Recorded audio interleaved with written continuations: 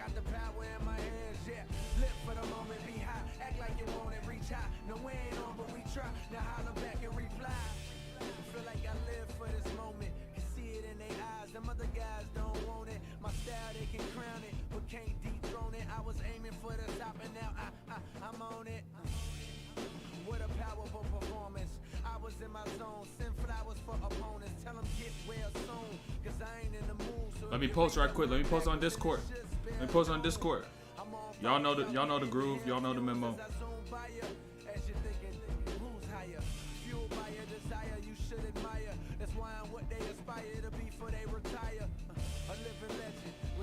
Yo, what's good?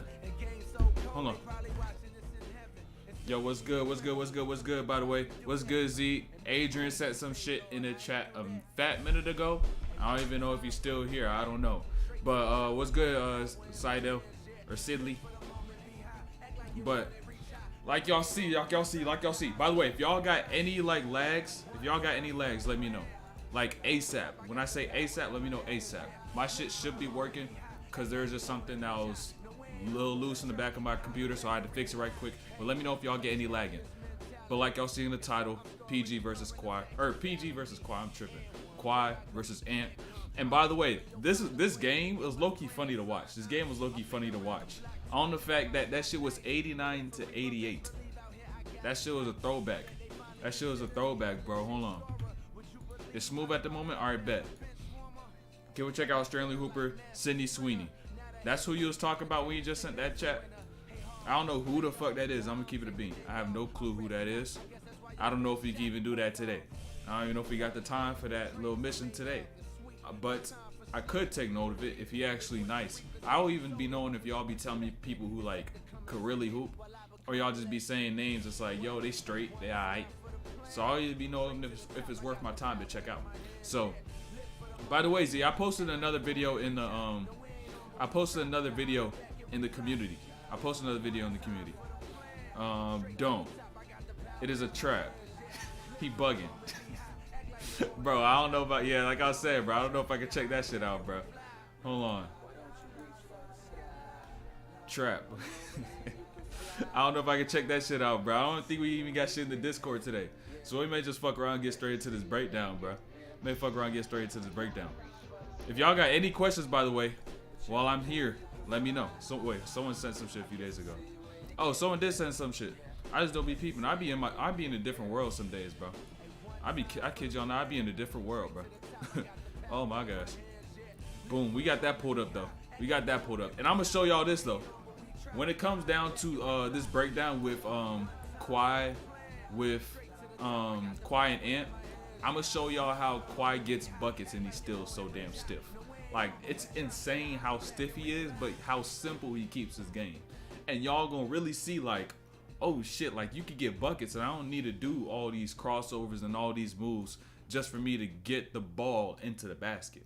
I don't need to do all that. You'll realize you really don't need to, because there's a lot of skills that lie within his game that are outside of his natural physical capabilities, like his strength, right? Meaning angles, patience, IQ, poise, things like that y'all could all get, but y'all don't put the time in to get it, right? And y'all don't get conscious enough to integrate it into your game, because your game is how you play when you're just flowing, when you're subconscious. Anytime you begin to think about everything you do, that's not your game, right? In order for something to really get into your game so you can use it in a game, it's got to get subconscious. And so first thing you got to do before it gets subconscious is to get conscious of it. And so if you're conscious of it and you decide not to take the efforts to then go and improve in it, that's the point as to which you will not get better, because now you're being ignorant. So I really want to show that to y'all. And that's something as to which even myself, when I was playing in high school, I seen Kawhi do, I seen Kobe do, especially in the triple threat. And I'm like, they're 6'7", 6'6", or whatever, doing this against other people who are about 6'7", maybe 6'8", even taller. And it's all about essentially the ratio. You know what I'm saying? What's the difference? If I'm 6'2" doing this against people who are 6'1", 6 foot, same shit applies. Same shit applies. As long as I learn how to build the fluidity into certain shots and get the reps up, I can still do the same shit. It's just different in terms of the number of players I could use this type of bag on, and so that's where it differs. But you having the skill in itself, everybody can have it. Do you have any tips for unathletic and slow hoopers? Hold on, give me 1 second. Give me 1 second. I'm gonna tell this dude I'm about to.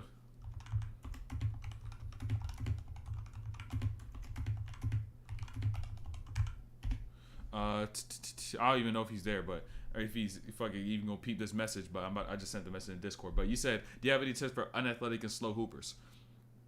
Build all the skills that do not require athleticism, in basketball. So like things like angles, you don't need to be athletic to have angles. Patience, you don't need to have athleticism to have patience. IQ, you don't need athleticism for IQ. Those are things as to which people who are athletic overlook because they have athleticism, right? And really, you got to understand, right? A lot of y'all may not be as athletic as your competition. You may be slower. You may not be able to jump as high, but that's really a blessing in itself, because what that now allows you to do is to now force you into learning and picking up the skills that the athletic people overlook because they have athleticism. Right? And so what usually happens with those athletic players, with those really talented players, is that they're playing at a level of competition to where they don't need to learn all these little details about the game because they just use their athleticism to get past it. And by the time that they get older, it's harder for them to even be able to learn it because they've been so stuck in their ways for so long. Right? And so at this point in time, what's going to happen is even when they get older, they're not going to go and look and see, all right, what do I need to do? Because they never learned how to learn. All they did was just play basketball. Right? They never was able to reflect on what they need to do to get better. All they simply did was just play above a competition, everything. But if you're the person who's not as talented, what this will now force you to do is see, how could I get better without needing athleticism? And now that points you in the direction of IQ, points you in the direction of gaining pace, gaining angles, learning how you could utilize your speed to its fullest. Because there's an extent as to which you could do things, and especially through pace, being able to manipulate moves, being able to buy yourself time when making reads, like little things like that. And so that's going to force you to learn all those little things, like I said, because really it's a maybe a blessing to some, but other people see it as a curse. It's like, oh, I can't get this, I can't get that. But you know how I be seeing things. Yo, what's good, IQ? What's good? My first tryout for my team. Any tips I can stand out? From Greece. Oh, Greece, that's lit. But if you're your first tryout, be the loudest person in the gym. That's an immediate way to get attention. One, but two, most importantly, it's gonna allow your team to win. Right. So if a coach sees you just being loud as shit, chirping, talking, saying everything that needs to be done, ball screen right, screen left, go over. No, we need to switch this, we need to switch that, or no, we don't need to switch this, we don't need to switch that. Like doing those little things, or saying, oh, back door, like, oh, I got him, who you got, like saying those little things is gonna get the attention of the coach, because they need a person on the floor who's always gonna talk. And talking is another one of those skills as to which y'all underrate, because it's something anybody could do, but not everybody is gonna do it. It really brings some of the most impact on a team, because when somebody is guarding the ball or someone's guarding the top or the wing, they can't see everything that's going on behind them. But if you got somebody that's going to play off the ball, which by average will be 80% of the time you're playing off-ball defense, and they're always talking, the person guarding on the ball will be way more confident guarding on the ball, because they know where their help is and where the help is not. So they know where to push the ball and where to not. And so now your defense as a whole will be better as a unit. Just because you got that one person on that backside talking, saying everything that's going on, making the person on the ball, making the person at the top more confident, knowing where their teammates are. Because if your person's guarding the ball and they don't got anybody talking, they don't know where their help is, you know how shitty they're gonna play defense, how much worse they're gonna play defense, right? It may go good sometimes, but oftentimes they're gonna be sitting there like, I'm not sure which direction to force the player I'm guarding. I'm not sure how to position my body to guard this certain player, you know? And so that's something you could do just like this. Literally like this. Like you just got to make the decision to open your mouth and start talking. Just say what you see. It doesn't even got to be complicated. You don't got to be sitting here saying, oh, I'm here, hard hedge, I'm a hard hedge this, I'm going to use all this terminology. No, be like, oh, We're going to switch this. All right, boom, I'm going to show him to get back. I'm going to play a drop coverage on this. I'm going to drop back, fight over the top, go underneath. Like, that's just the basic stuff. You don't need to do nothing crazy, right? And even in transition, matchup in transition. Oh, who you got? I got here. Take this. Take ball. And then, like, little shit like that. It's going to make it so much easier for you to make a team because you just talk. Just because you talk. Nobody like to talk, really. You think playing in college is basketball realistic when you're coming from Germany? If you get the connections, if you meet the right people, if you get yourself out there, use your resources enough, and you know how I feel when it comes down to just putting the work in. If you put the work in, I think anything is possible. Not necessarily anything, but everything that must be done for you in your journey. You may not know exactly what gift you're going to be gifted with in terms of the result and the outcome of what you're going to get, but I guarantee if you work hard enough, it's going to be not just what you expected, but that and then some. If you work hard enough, if you work as hard as you can, if you take advantage of everything that you have, if you understand that this could do this and take advantage of it, and not just understand that this could do this and not actually take advantage of it, actually take advantage of the shit that you got in front of you and use it to its fullest. And like I told y'all with me, when I was hooping, it was like I just worked as hard as I could. Didn't have a gym to go to, had no gym membership. I would just hoop outside, and then before you know, I found some trainers. Boom, I was able to go there for free. Boom, playing AAU for like 2-3 years. Had training there, played there like throughout the school year. Played against pros over there. Was able, like, so much experience came from that one place, and I was only able to meet him because I was a hard-working person. And that was the only reason why I was still able to consistently go there, because they're like, oh, he works out every single day. I would go to school, I'll be at school, shoot maybe like 500 shots. It would be like second half of the day. Say I'll shoot like 500 shots. Boom, wait after school. Boom, a couple hours later we practice, right? Team practice. After team practice, I wouldn't go home. I would go back to the gym as to which my trainers were at, which were right by the school, and then I'll go and get a lift in. Then I'll go home. I'll do shit like that to where it's like, yo, you done worked out 3 times and it's a day we're supposed to practice. And people over here complaining about practicing just the one time. I did the practice and then I did more. Why did I do more? Because I just love the game. A lot of people won't go those lengths to do certain things because they don't love the game. They may do it for a day or two. They may do it for like 2 days out of a week, and it's like, oh, dang, look what he's doing. But they're never going to be able to remain consistent because they do not love the game. All that work that I put on the side, I was invested. I was intrigued with all that I was doing. Anytime I was on a shooting machine, all right, how can I make this work out a little better? How can I do this? How can I do that? I found a way for me to play the game within the game to keep myself intrigued and excited anytime I had to go and put the work in. That's where a lot of people mess up. They don't know how to, when at times they feel lazy, when at times they feel tired, to mentally be able to trigger themselves and hook themselves and get themselves into a flow just off of one thing that's within it.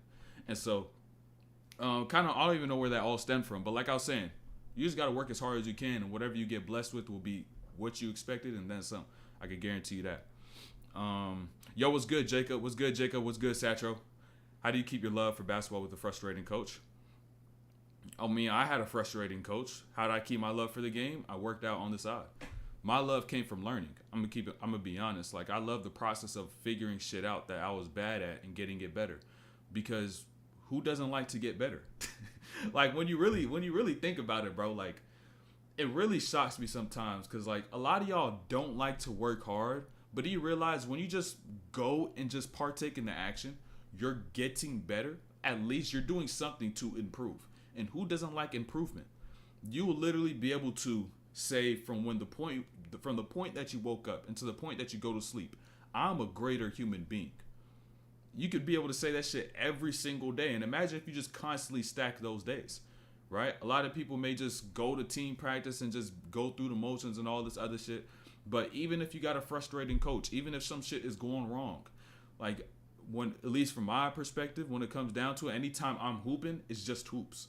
Like, it's just basketball. I'm sitting there, I'm intrigued. I'm trying to see how I can improve doing this one thing. And then when I go play, I'm able to go and apply it. Like, it's that whole process of growth, that reflection, that correction, and that application.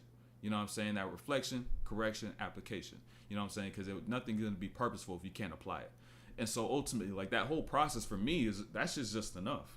That shit's enough for me. And I don't know how it isn't for most of y'all, because what it really is like, bro, you really get to tell yourself, bro. Like, really think about it. I really get to tell myself, in these 16 hours, 18 hours I was awake, from 4 a.m. to about 10 p.m. If you go back in time, I'm not as great of a human being.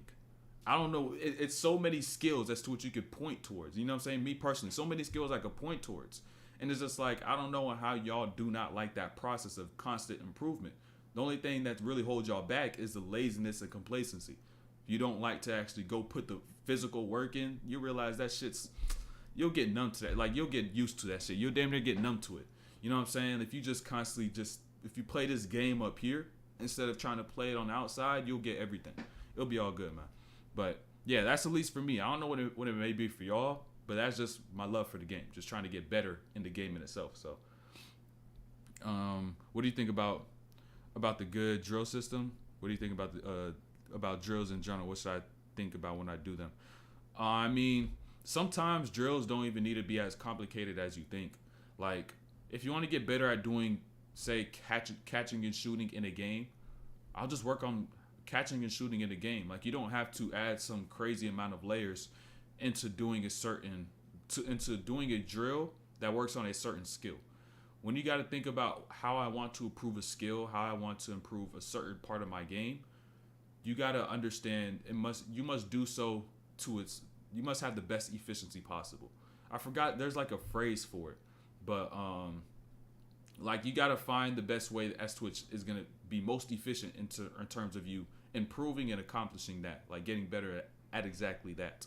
And so, like, what we'll see nowadays, especially with social media, is a bunch of people adding a whole bunch of layers to drills just to provide a new sort of stimulation in a drill. But in reality, when you do the basics of that drill, when you just do the fundamentals and just do it as simple as it could get, that's probably going to be the most effective because you're the most precise. It's about precision when it comes down to it. That's kind of what I was getting at before, right? When I was talking about efficiency, it's about precision, right? So think about it like this, right? Think about it like this, like a dartboard. So you got all these rings, you know what I'm saying, all these different layers, and then boom, you got that bullseye. When it comes down to drills, you want your drill and each rep that you do to be able to hit that bullseye, right? You don't want to go around and play around that bullseye. You don't want to hit all the edges, and you want to hit the top left and then the right side and then a little right of the bullseye. You want to hit the bullseye every single time you throw that dart, right? And so every single time you throw that dart, that's like a rep that you're taking, right? Or essentially, if you want to think about it more broad, it's like a drill that you're doing. And so how on the horn is this drill exactly getting the skill that I want to improve? Am I trying to be a better shooter, and then I'm doing all this dribbling shit before I shoot? Or I could just literally strip down all that extra stuff and get straight to the bread and butter, right? Make it as precise as possible. Make it as efficient as possible. Not just in terms of what I'm doing throughout it, but actually doing what I want to get better at, right? So you take away all that extra shit that you don't need to do and just do what you need to get better at. Maybe add one thing before, but usually it doesn't need to be that complicated. And so hopefully that kind of made sense. It's about precision. When you think of this drill and you think about what you want to do, you really got to question, am I doing exactly that? And am I able to maximize my energy and my amount of reps? So hopefully that helped a little bit. Let me know if you got any questions like that stemmed from that same thing I was just saying. How can I really improve my shooting? I practice my form and shoot a lot, but I don't see any improvement. So I've thought about this before. I could even see this in a lot of players too, where you do a lot of form shooting, but the form shooting doesn't translate into real game shooting. And so that's something as to which I was understanding and getting more use of when I was kind of like high school, maybe like 10th grade, 11th grade, maybe even a little bit in my 12th grade year. But understanding what form shooting is and certain things as to which you could focus on, you emphasize when you do so you get better as an actual jump shooter. And so what form shooting essentially is just the slow rhythm of your actual jump shot. But you're not jumping, of course, it's a form shot. And so if you're doing a shit ton of form shots, if you're doing a whole bunch of these reps and whatnot, but then you go and shoot a jump shot, it's not the same. You got to look at your jump shot and say, what is wrong with my jump shot, right? Because if I got all this shit down, right? Because like I said, it's just the form, right? If I got all this stuff down, but when I need to speed it up, and then actually go take a jump shot, some shit is off. You got to look at your jump shot and say what part of this is messed up, because it's probably not something that's actually being improved on in the form shooting, but maybe something that may be outside of that, right? And so maybe it's your fluidity when you actually use a jump. Maybe it's just when you speed it up, certain things aren't in line. And so maybe you just got to take steps in. Like maybe just go to the mid-range a little bit. Teach yourself how to shoot just fluidly from a shorter distance and maybe extend that from there. Because what a lot of people do is they form shoot and then they go to the three-point line.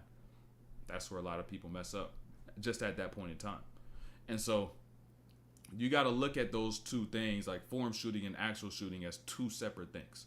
Form shooting will help the jump shot, but the jump shot necessarily won't always help the form shot. And so that's where you got to look at the jump shot for what it is in itself. So hopefully that kind of helped a little bit. Let me get some water.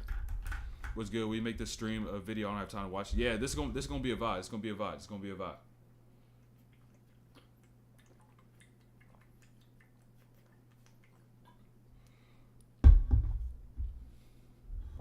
Isn't just doing the drill by itself not just too easy? Doesn't your brain need a challenge to improve a certain skill? Do you realize this? Do you realize this too? Hold on, I'm really about to cook some shit up. I don't think y'all realize this. You said, hold on, realize what he said. He said, but isn't just doing the drill by itself not just too easy? Doesn't your brain need a challenge to improve a certain skill?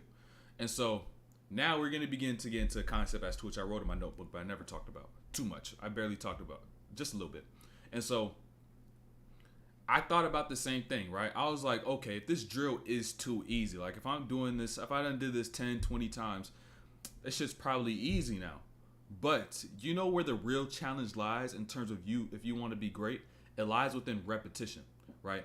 And so if you say something is too easy, oftentimes you haven't done it enough to allow you to get extremely efficient at that one skill, right? Which is why you see someone like Kobe do a rep about 500 times. He'll do a dribble pull up 500 times. He could do it 10 times, 50 times and say, this is easy, I'm going to move on. But you got to realize all greatness lies within repetition, and repetition brings boredom. And once you hit that barrier of boredom, that's where people like to quit and bring a new stimulus into another drill. That's where a lot of people fuck up because they get bored. They do 50 reps, they get bored and decide that they need something new. But they don't even realize that's not enough reps, right? There's not enough reps. You may need to do 10x that. You know what I'm saying? Like you may need to do way more than what you just did, because that's going to force you literally just to get to the point where this just becomes habit. It becomes a pattern and you're doing exactly what you need to do to get it into a game. Right. And so oftentimes, especially in this generation, I was just thinking about as a whole, like anytime I see somebody work out, anytime I see the video, and I'm just thinking in y'all's perspective, when y'all get into a workout, y'all probably sitting there thinking it's like, okay, I did this 20 times. It's too easy.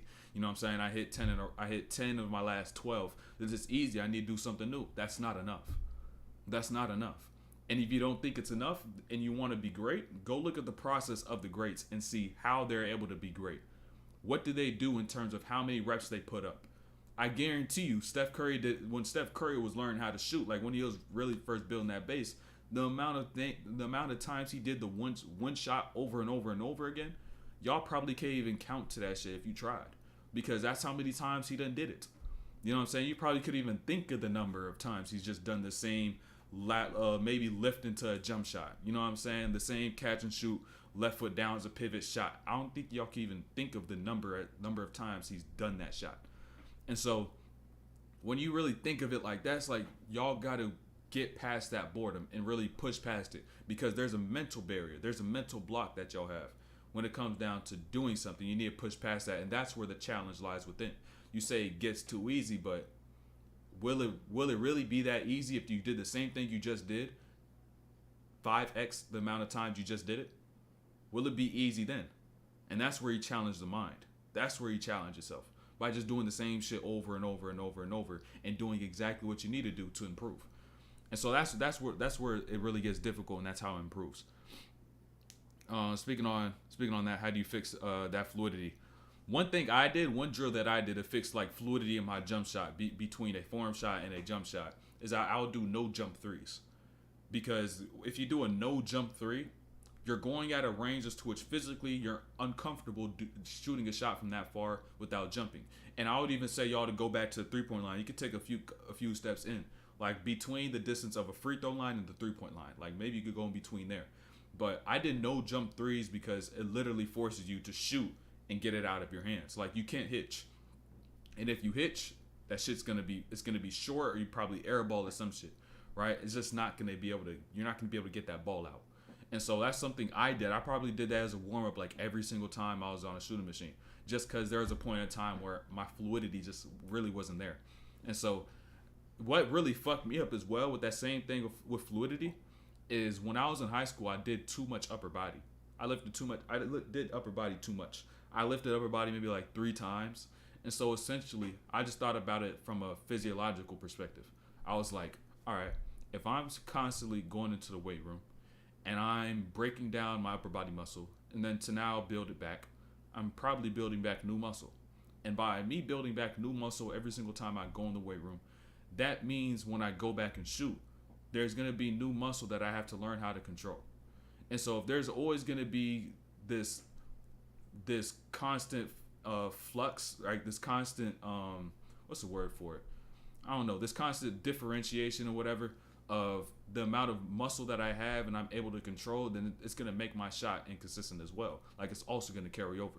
And so that's where I look back from after I stopped playing. I was like, yeah, I did that shit too much. You know what I'm saying? It was a superstition. I was like, bro, I don't know what's going to happen if I stop doing it. So I kept doing it. But the whole time, there's like a voice in my head that said, stop doing it. Chill out. You don't need to do it that much. You don't chill, relax. But I kept doing it. And I look back, it's like, damn, I should have stopped doing it. But we live and we learn. So who's my favorite NBA player? All time, Kobe. Right now, like in the NBA, Kyrie. But my favorite players it's not just about their game. It's about who they are as people. And just in general, too. So how can you improve on pick and roll reads? Understand what you need to read according to the coverage that you're getting played. So if you get double teamed, maybe you don't need to read all the way on the weak side. You just need to get off that screen, get into space, boom, lob over the top to a short roll. Maybe you just need to hit the person shaking up from the corner or some shit from the wing. I don't know, something like that. So, or if you're going against a drop coverage, turn the corner. You got the big down there. All right, what type of bag could I get into? Maybe I use my in and out in the mid range. Maybe get to a pull up from 3. Maybe I could snake the screen, boom, put my defender in jail, let the big roll. Or I could just look at that weak side, see if there's a pinch once that roll occurs.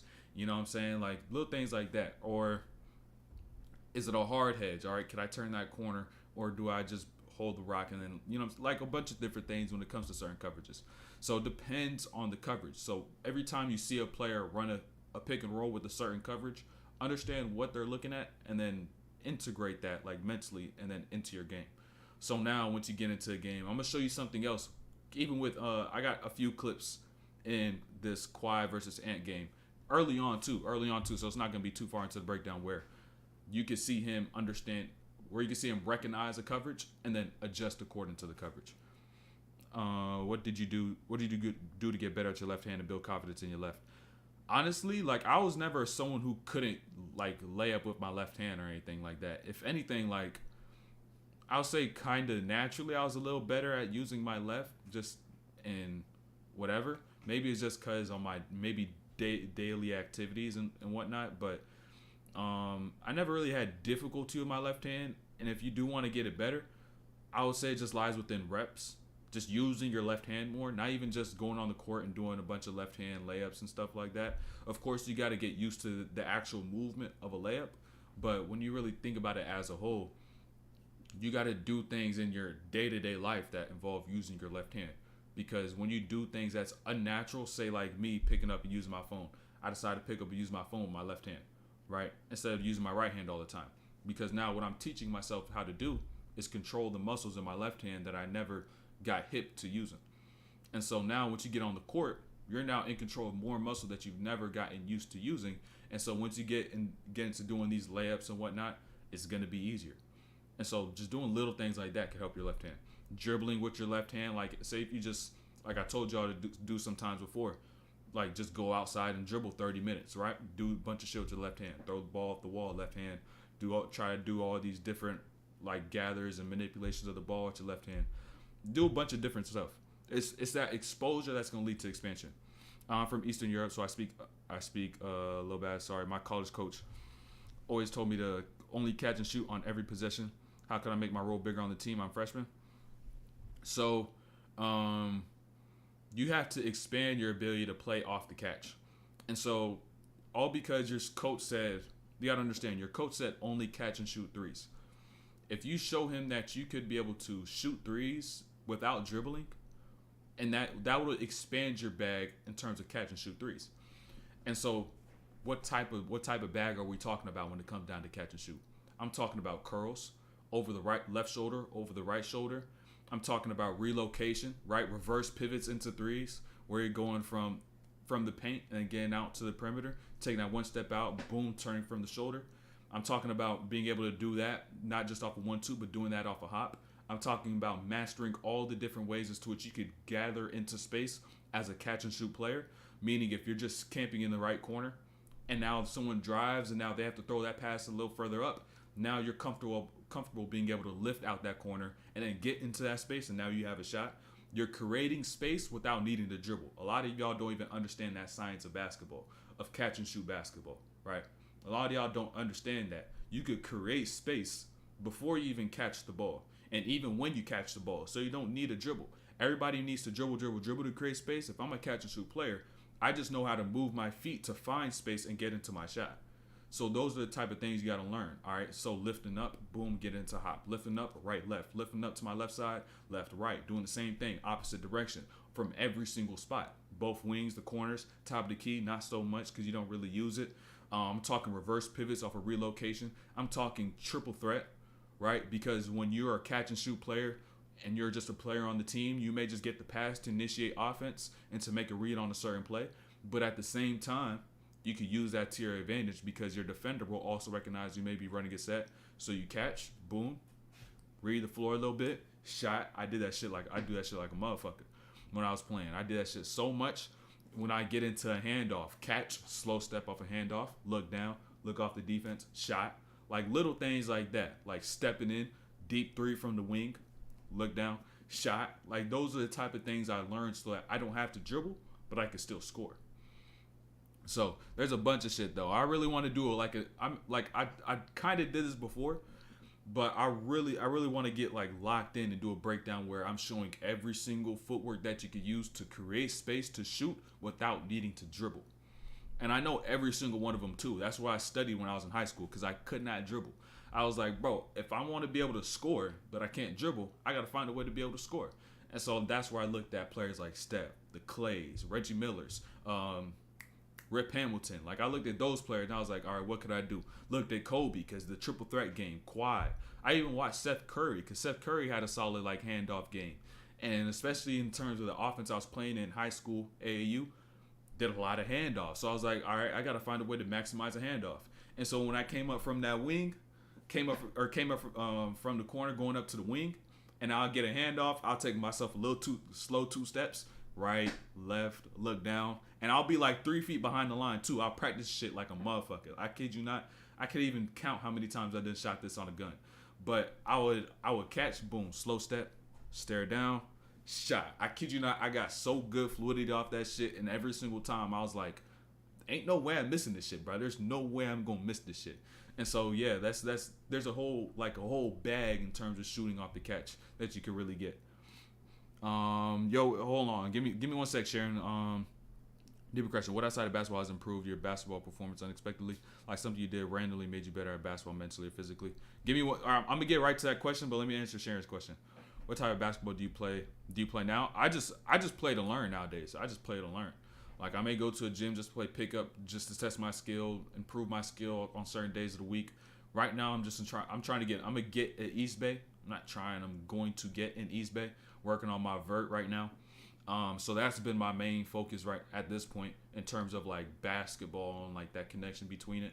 So that's my goal right now. But once I stop, that's when I'm gonna get right back into. Once I get to East Bay, that's when I'm gonna get right back into like skill work and really like look at my game and see, all right, where do I want to improve my game?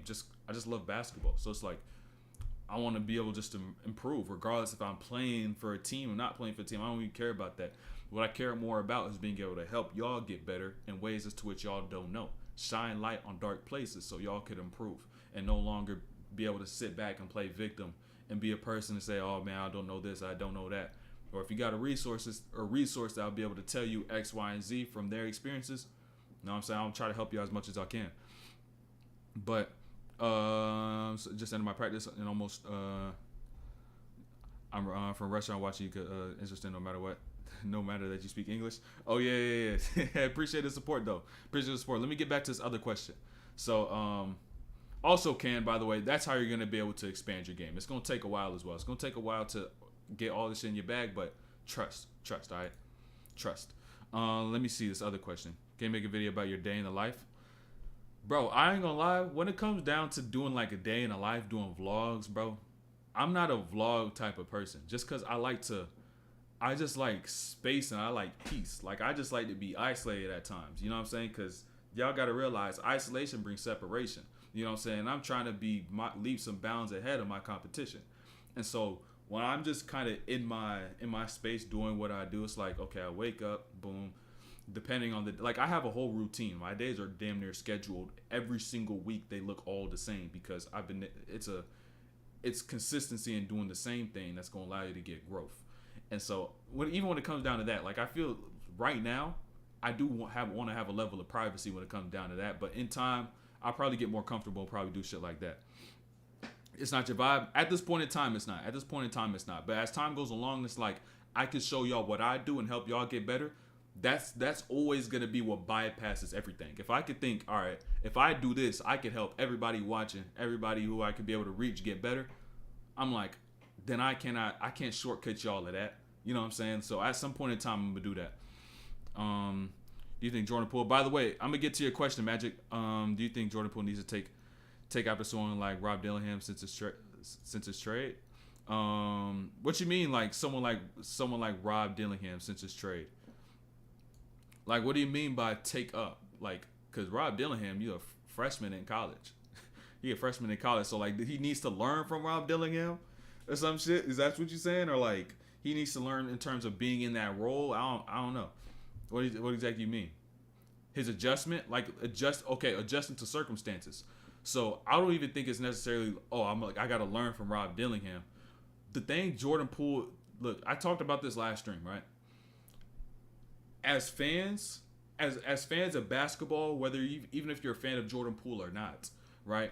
We see Jordan Poole playing ass, right? We see him playing terrible month of February and all this other stuff, right? But you got to understand, as basketball fans of Poole or not a fan of Poole, however much Jordan Poole wants out the game, we can't want more for him than he wants for himself. Just 'cause that's just how life is. He's the person in that position, and who am I to say for you to be greater when where you've already been, you're already satisfied there? Why could I get mad at him for already being happy where he is? Because he's already made it so far. He's already a part of the 0.0001% of people who made it to the NBA, and then take that percentage and fucking put it divided by 1,000, and then that's how many players have won an NBA championship. You know what I'm saying? So if that's all he wanted, I can't knock him for that. I can't get mad at him for that. If that's what he wants, that's his version of success. If you see his success as a different level of success, that's where it boils down to. We just live in different realities, have different perspectives. We're different human beings. And so I can't get mad at him for not wanting to have a work ethic of a Kobe Bryant, not wanting to learn the game that meticulously. You know what I'm saying? I can't. We can't. We're different people, different perspectives, different meanings of what success is. And if he's already achieved success in his books, he got it. Who am I to tell him he's not good? What am I to say? So when it comes down to that, we want to see someone be great. I want to see everybody be as great as they can, because some people just have a God-given talent. You know what I'm saying? A skill that's just beyond anybody. But there's also comes a work ethic that accompanies that if you want to be able to take shit to another level. And so if you don't want to hit that other level, then it's like, I can't really do shit about that. I can't. So essentially the adjustment, he's gonna have to want more for himself, if anything. And if he doesn't want more for himself, then we can't do shit about it. You know, we just can't do anything about it.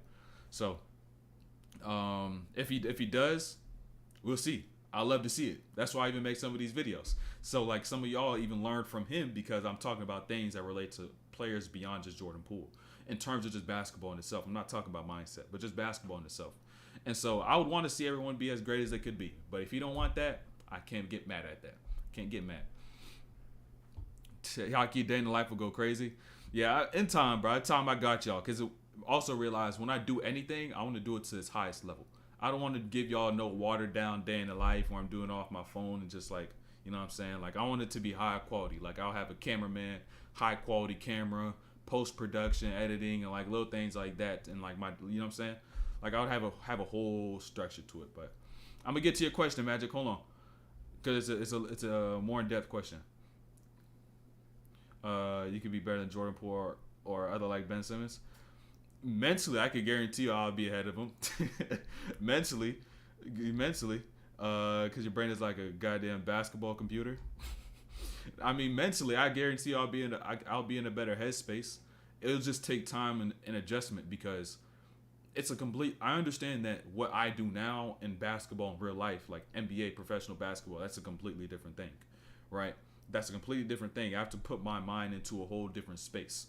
I have to change my whole routine instead of say me being already in the routine of watching a bunch of film, like say watching film, boom, 4 hours and having this routine with going to school and shit. I'd have to readjust my schedule. It's like, okay, how can I get my 3 to 4 workouts in? How can I get my nutrition in? How can I do all this? I'd have to get accommodated to that once again.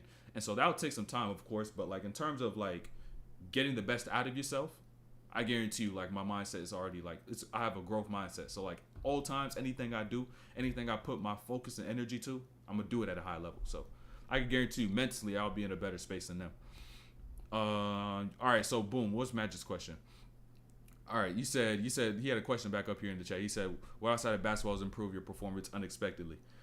I would tell the biggest thing. I'm gonna keep it a bean. The biggest thing that I did in terms of like what brought me unexpected changes, like off top. I could try to think of like little things along the way, but the one that stands out the most is once I stopped playing, and then I began to do new forms of movement, right? Outside of just dribbling the basketball. And that's what got my handle good because I always had the control. I always was able to like dribble a basketball, but my ability to position my body and be comfortable for defender in front of me and move in ways that are unexpected, that's what I had trouble with. Because when somebody's guarding you, you can't really do all the shit that you're just doing in a regular game. Depends how your brain clicks. But for me, my brain was super fixated on just the drills and the regular cross, tween, cross, tween, cross, tween, back. Like that shit, it keeps you in a box. And so what I ultimately ended up doing is, one, I tell y'all this all the time. What I started doing was when I'll go to a park and I'll dribble for about 2 miles of music in my ears. And that brought a level of freedom and creativity in terms of when I dribble a basketball between different paces, different levels. At the same time, just getting the reps up, improving my ball control. So that's the one thing I did. And then 2, I have this like very unique kind of like a different style of plyometric that I do with like this whole like I have a rug in my garage. And I do this just like a freestyle flow dance style of plyometric on that rug. And I kid you not, I was doing that shit for a couple months. And then the ways as to which I was able to tap into different rhythms and move my body in different ways, it was just like, yo, when I got back to hooping, it was just like, that just, the level of freedom I had mentally, you know what I'm saying? And the ability to move my body in different ways, in different patterns, in different pockets, that shit took my game to another level. And I even realized that's what was missing. I didn't even realize that shit. So I was like, that's what really just propelled my game into a whole nother level. And then at that point, I was like, okay, how could I not just be out here freestyle movement, dribbling, and actually get smart and efficient with my dribbles and my attacks? And that's where I am right now. Like I'm getting better at and being more efficient at now. But when I get to 15K and I show y'all my IRL breakdown, that was more so when I was in my like freestyle phase where I didn't really know what to read, don't know how to keep shit efficient, but I was still getting to it. I was still getting busy. So that was like a year ago, maybe like last summer-ish. And so at that point in time, I was just freestyling, just like going. I was just boom, flowing. And it was like, yo, like, I don't even feel like I could be guarded. But then I was like, okay, I got to get efficient. And I was like, okay, how could I use less energy, get straight to what I want to, and I have to tap into that shit all the time. So that's one thing that stood out the most. Real gotta expand your game and not limit yourself to certain stationary drills, bro. That freedom of thought, like just the freedom of your mind. You know what I'm saying? That's what holds people back in terms of ball handling. And also, it taught me how to move my body in different ways. You know what I'm saying? And that's really also what helped a lot. Dance pods, can you be more specific on that, bro? I can't. It's hard for me to even describe it, bro. Like I be getting into a crazy flow. Like I'll just have music. I'll have my rug, and like that rug would have different spots on it, and then I'll just like it's just like I can't even. It's hard for me to be able to. I can't tell you what to do. I just go and do what I do. You know what I'm saying? And so y'all gonna see me do it when I actually end up dropping some programs and shit in the future, because that's gonna be a part of my actual program, especially when I drop a movement program. So all y'all stiff hipped hoopers, y'all point guards to be moving like Kawhi Leonard, right? You know what I'm saying? But that shit can't really work as a point guard because you gotta have to be a little more shiftier than that, a little more loose than that. That's the movement program is gonna be better than my vertical jump program. I guarantee you that, because that's the one thing as to which coaches will never teach you how to do. They just think it's a given. Like you just gotta naturally have it or you don't have it. And so I'm gonna teach y'all how to expand the mind and show y'all to go from that stiffness into actually being a good hooper.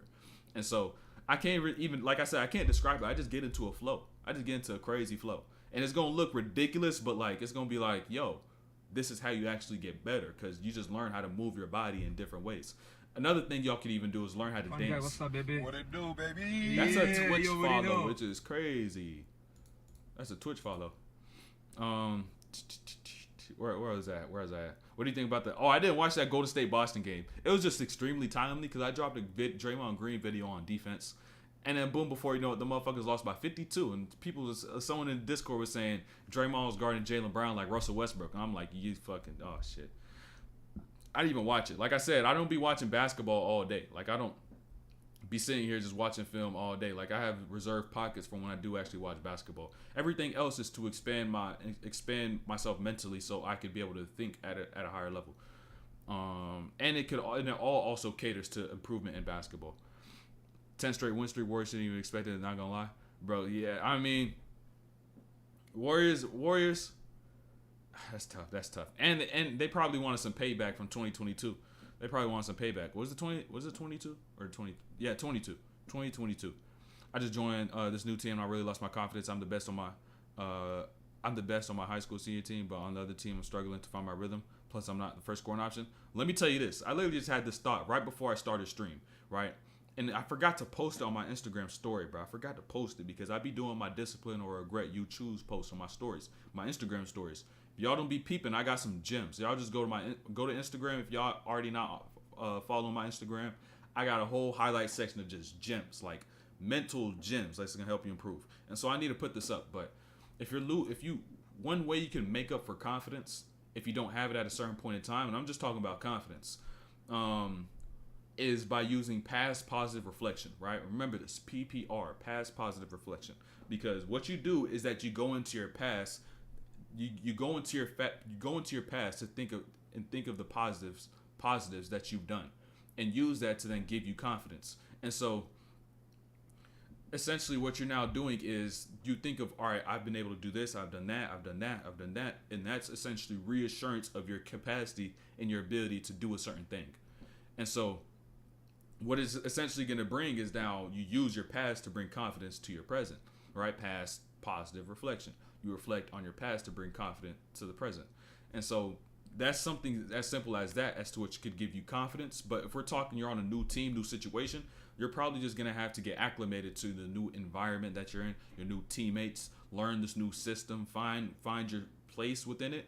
And then once you get there, then you're going to allow your game to thrive in itself. And so a bunch of things are probably different for you in your situation now. And you're going to have to figure out how to get used to that because it's a different team, different place, all these little different things. But if you're missing confidence just on the floor and taking action to a certain thing, past positive reflection. Know you can do a certain thing. Don't overthink of it too much. And then once you get there, like I'm here. You know what I'm saying? It's not like, oh, I'm on my way there, or oh, I'm coming. No, I'm here. You know what I'm saying? You got to establish your presence on the floor. So, how many things should you work on at once? I would say maybe two, maybe about two skills. You You know what I'm saying? If you go into a workout, I'll say like 2 skills. If a good workout's 75 minutes, 75 to 90 minutes max, really 90 minutes max, but cool, a good 75-minute workout is really all you should need. And you work on about 2 skills in that workout. So it should be like a 75-25% split. Or you could do like a 70-30, you know what I'm saying? Something like that, to where, this one thing I really know I got to get better at. I just got to get the reps up, be sharp mentally. And now you force yourself to also get into quality reps as well, because if you're putting yourself in that time frame, you're not sitting here bullshitting and fucking time off, because time is the best thing that we got. So dance, dance. Bro, if you learn, bro, it's going to teach you just how to move your body. You know what I'm saying? It's going to teach you how to throw your weight in certain directions. And so it's going to help you get better as a ball handler just from the skill of that. It's going to improve your coordination. It's going to improve your footwork. It's going to improve, even depending on what type of dance you may do. It may improve ankle stiffness or some shit like that. So like, that's why Kobe did it when he had his ankle sprain. He just started doing tap dancing. So doing tap dancing, boom, all right, strengthen his peroneals, ankles, the muscles around his ankle, and then boom, before you know it, Kobe doing this, like, he got right back on the floor. Is it true that coaches don't let you play on the team if you didn't play your younger years? Depends on the coach, depends on the program. You know what I'm saying? Depends on the coach and the program. What do you think about focusing on one thing per day? Let's say Monday it's pull-ups, working on pull-up threes, and then, why do you need to pull mid-range pump? Nah. That's way too much. Base champ, that's way too much. You should do one, bro. For example, right? One thing I did, I learned a jab by working on a jab for a week straight. I went to the court and I did a jab for a week straight. And so everything I did, I may have had my phone out, recorded myself doing a jab for 5 to 10 minutes, watched it over a little bit, went back to doing the jab, recorded it, watched it over. I may have not even taken a jump shot the first couple of days. And then a couple days after that, I was like, okay, the rhythm's good. Now I'm going to teach myself how to jab and then get the ball into my shot path in my pocket. How to jab while the ball is protected. How to expose the ball on the jab. How to do the basics of a jab. And I did that shit for a week straight. And then it expedited the process of having a good jab. And so, like, you gotta take that approach when it comes down to certain things, because you don't want to just get good at a skill. You want to get great at it, right? A lot of y'all only do drills. You do workouts until you're good. You need to do it until you're great. And now, good and great, that distance between the two. That's a pretty big distance, right? And kind of going back to what I was saying before. What lies between that, what stops y'all from getting from good to great, is your inability to get past boredom. Because once you get bored, you'll get decent. You may get good. But if you want to get great, you got to once you get bored, you got to see that as, oh, this is a good sign. I got to keep going. I got to do this 5, 10x times. You know what I'm saying? If I just did this shot about 15 times, I got to do this 10 times more, right? Make 150 of them motherfuckers. Shoot it until I can't even think. You know what I'm saying? To the point I may even down lost count. We shouldn't lose count because you're going for a count. But yeah, like, you got to get past that. So that's the most important thing. Where do you go to get your film, like full NBA film? NBA League Pass, 5'8", 120. What do you have a question, Kaden? Kaden, you got a question? You say you're 5'8", 120. You just told me your vitals, your stats. You got a question to follow up with that? Finna take 500 form shots for muscle memory. I mean, you could do it 500 times in one day, but you may have to do it 500 times per day for about 2 months if you really want to see some progress. Like I told y'all, you got to get fucking bored. Y'all got to get bored, bro. It's not going to be in 500 times in one day. Shit, you did it for one day. How about you going to do a second, third, fourth, fifth, whole month, 2 months straight? That's when you're building. That's when you actually get it into your subconscious. That's when you get it there. Well, it's good. Probably I've been missing your strength, been in the gym. Hey, ain't no problem. If you've been in the gym, ain't no problem. We about to get to this breakdown. We an hour in, and we just been flowing with questions. Finna go to a part soon, so I was just wondering. Yeah, I'll just making sure. Keep that shit condensed. Just focus on one thing. You know when you need to get better at one thing. You want to get it great. Focus on that one thing. Late as fuck. I've been doing homework. Watch you tomorrow. Have a nice stream. All right, I'll catch you though, Peter. I'll catch you. Fuck it, 1,000. If it's going to build your mental fortitude, one, but also, like I said, it's going to take multiple days, not just 5, 10. Talking is going to take months. Going to take maybe 2 months. Steph Curry did form shooting inside the paint for 3 months straight. He did it for a whole summer. I don't even know if y'all have the mind for a whole summer of form shooting. Nothing outside the paint. That's a whole nother level of discipline. If I practice one thing to master, what would you say? Depends on what you're already really good at. Because if you're already got something you're good at and you have gravity, something that's your strength, which is why you get on the floor, why your coach puts you in the game, I'll now tell you to add something that's a layer to that. So if you already got something, let me know. Should I prioritize working out my lower body and core rather than the upper body? I feel like every time I work out my upper body, it messes up my shot in the game. You could reduce. I would say you only got to do upper body maybe once a week, twice a week, honestly. And even when you do it, you don't got to do a lot of reps. Like you don't got to go 4 or 5 sets of 10 on a bench press. Like you could go like, how do you even need a bench press? I'm gonna keep it a bean. Like you go like 2 sets of 8. You know what I'm saying? You don't need to do a lot in terms of upper body. You don't want to get a bodybuilder pump in your upper body as a hooper because you're not no bodybuilder. You're not no bodybuilder. You know what I'm saying? So it's like, why would I try to train exactly for a completely different sport with completely different demands? Like I'm playing a different sport. Like it's just two different things. Why would I do that? It just don't make sense. And then prioritize lower body and core. Those like I told you, I don't even do upper body right now, bro. I don't do upper body, bro. Like, you know what I'm saying? Like I told you, I had a little phase where maybe a few weeks I was doing upper body like twice a week. But like even now it's like I do core, I do legs, shoulders and whatnot, chest. Like even when I get onto the floor, I'm stronger than I've ever been because I'm functionally strong. I'm not just putting on weight into spots of my body where I don't need that muscle and weight to play basketball. A lot of y'all don't realize that, right? This is where a lot of y'all fuck up in the weight room. Y'all think by putting on muscle anywhere on your body is going to get you stronger when you play on the court. But in reality, it don't work like that. When you play basketball, there's specific muscles and muscle groups that you need to strengthen. So once you get on the floor and say you're driving, you get bumped, you could be able to maintain that angle. But if you're the person who decides to go in the gym, bench press, tricep extensions, pull-ups, and then you go on the court and then you drive and you're like, oh, I'm gonna be stronger when I drive. And then you keep getting bumped off your line. You're training the entirely wrong muscle group. What you got to train is that lower body because that's what's keeping you stable. You think it's up here because you get hit up here is where you got to keep stable, but in reality, it'd be in the hips, right? It'd be the hips. And where is it? What's the hips for? It's the legs, quads. You know what I'm saying? Being able to get into a good low range where you're actually strong. Also in your core, so that once you get hit, boom, you also had that stability through it all. And so that's what's keeping you in motion. That's what's keeping you in rhythm. That's what's keeping you stable. Not what's going on up here. Not what's going on up here. It's what's going on down there. And so you got to make sure your lower body, that core, has more of an emphasis than that upper body. Because I'm telling you, that's what's going to apply. You play the game unilaterally. You take a step. You're sprinting. You're jumping. You're doing all these things on your feet. But then you want to strengthen what's going on up here. But the only thing you really do up here that takes a great deal of muscle, fucking shooting a full court shot or something. Not even that. Like jump shooting don't even take a lot of muscle. Like you seen Sabrina Ionescu, right? Shooting shots. It's not like she's stronger than you, right? I could guarantee you, right? A lot of y'all hoopers, Sabrina Ionescu is weaker than you, but yet she got more range than you, which shows you that if you want to get better as a shooter, get more range, it's not about how strong you are. It's about the amount of fluidity you have within your shot and your body. That's going to allow you to be able to shoot shots consistently and from deeper as well at that if you need to. So don't try to think, oh, I need to get super strong. I need to get my bicep, my tricep, my shoulders, my chest, my back. I need to get swole so I can get a better shot or I could get stronger as a basketball player. But in reality, that's bringing an imbalance to your entire body. So, let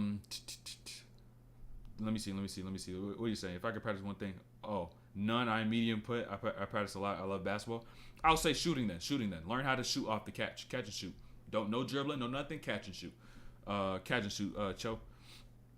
There's a difference between gym strong and basketball player who good strength could bully gym. Exactly, bro. There have been times like I've been in the gym, motherfuckers was like just playing pickup. Like dude probably about like 250, like 6'4", 250.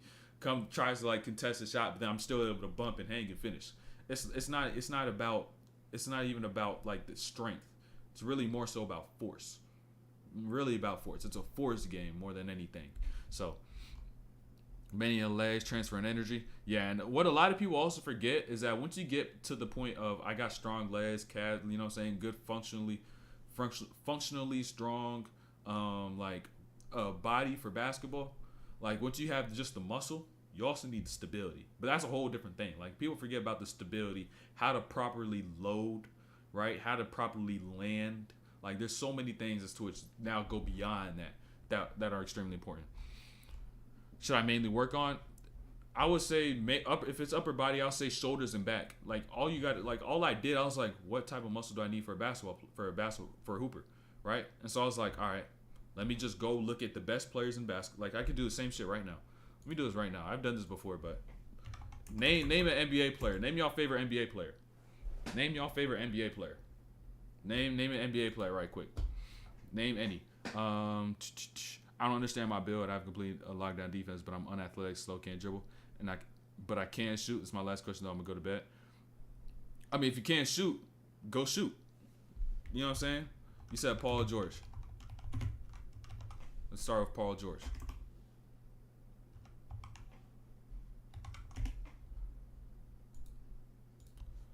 Keep it as simple as that.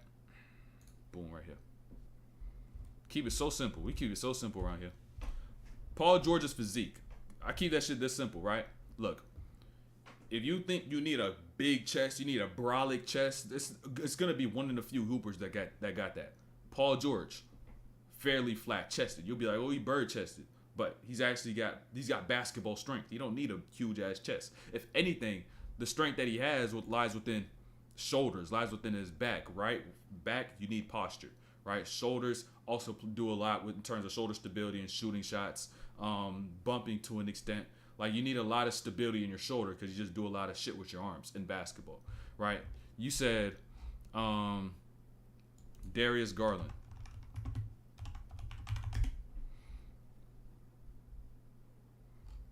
I can't even get no physique Darius Garland physique picks. I can't get none. Let me go one more.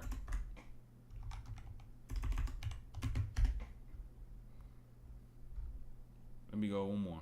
I can't even. Boom. This is Kobe. This is Kobe when he was in the league. Kobe when he was in the league.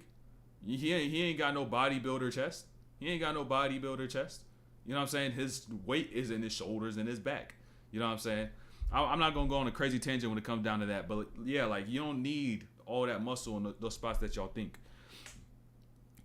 Two motion good for mid range. I mean, two motion in mid range depends on you and how you shoot as a player. That depends. Do football players have more testosterone than Why are you asking about testosterone? It's kind of odd. It's kind of odd, one. But two, I don't necessarily think so. And if there's a research on it, I don't think so.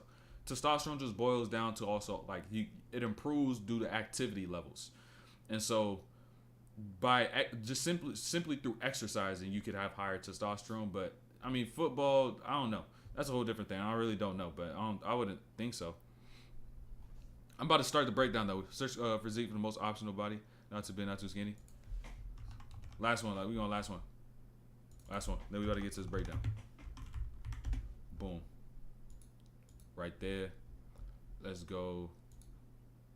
Kawhi pre-draft. Kawhi pre-draft right there. Boom. Kawhi does have a stronger, a bigger chest, just because that's more so what he grew into as he got older. But like even look at LeBron. Like you talk about longevity and having the best body in terms of basketball and what he produces with it. Bron, he don't got no swole ass chest. You know what I'm saying? Bron do not got no swole chest. So like you may see like a Giannis or a Russell Westbrook, but they play like they have a strong ass chest. You know what I'm saying? They play just like that. They play exactly how they frame look. And so even when I was like, all right, let me see how strong I need to get and what I should do. I was looking at Ja. I was like, all right, let me see Ja's physique. And I was like, oh, he don't got no fucking upper body muscle. Looked at Jason Tatum. I was like, Tatum don't got shit for real. Kept it that simple. Can't gain weight much. What can you do? If you're young, that's gonna be what it is. That's gonna be what it is. Your body's gonna naturally put on weight as to which it needs to put on weight. You don't need to forcibly put weight onto yourself. You don't need to. What you got to understand is as you get older, your body's going to want to put on more weight. So don't try to put on excess weight, because what it may only do to you is just make you slower and hold you back, because your body doesn't need that weight. When it comes down to basketball, you just need optimal weight. You need functional strength and weight. So don't try to be like, oh, I'm 16, I need to get stronger. You're going to get 17, 18. You continue to work hard. You continue to have a good routine, solid nutrition. You'll put on weight naturally. And then you'll get accustomed to using that weight, to using that muscle when you're playing the game. That's why you've seen Steph put on like 10, 15 pounds over like 10 years, over 8 years or so. You know what I'm saying? He didn't just do it in the off season or two. He did it over a whole span of time so he could get his body accustomed to the weight that he's putting on. So, is 21-inch vert good for a freshman? I ain't gonna lie, 21 inches, like, that's like the WNBA average. I ain't gonna lie. I mean, it depends on you. I mean, I'll say you got a lot of room to improve. Let me put it at that. I don't know why this shit keep going in and out of focus.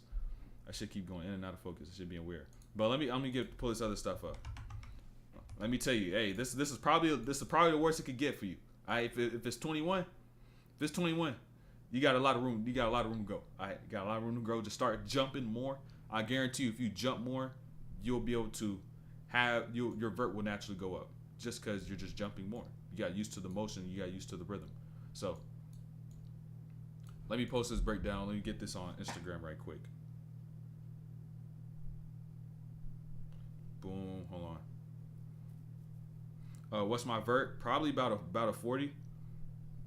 About 40.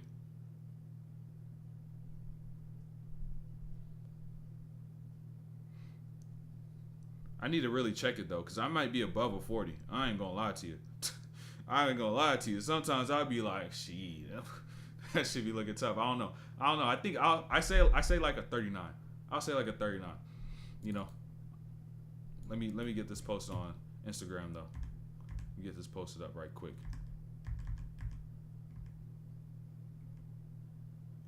Let me find a good bucket. Let me find a bucket right quick. Fuck it, let me go to the start. Cap? Hold on. People think I cap. People think I'm capping. You don't think I'm capping. I done brought myself up about 6-7 inches on my vert on my own program. Hold on.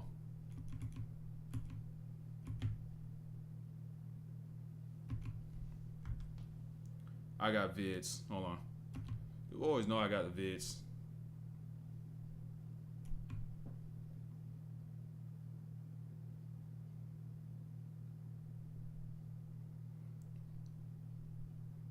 Boom. Give me 1 second. Give me 1 sec. Give me 1 sec. Give me 1 second. Now I gotta show my vert right quick. Gotta show the vert. Gotta show the vert. Let me get this. Boom. Hold on. Boom. Boom. Boom. Boom. Let me get that.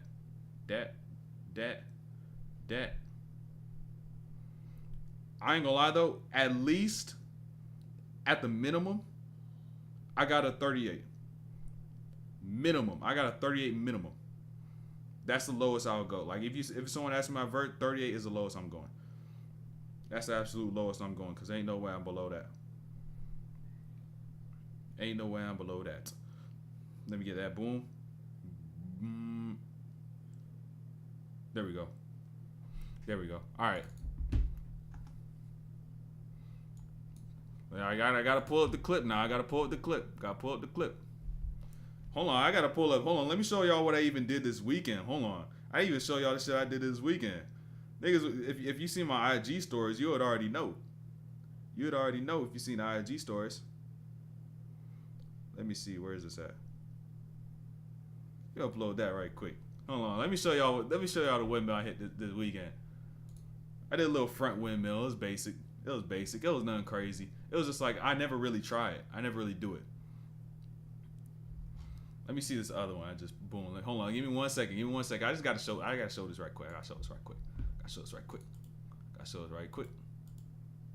Boom. Let me get that. Let me let that download right quick. Let me get back to here. Let me get back. Right.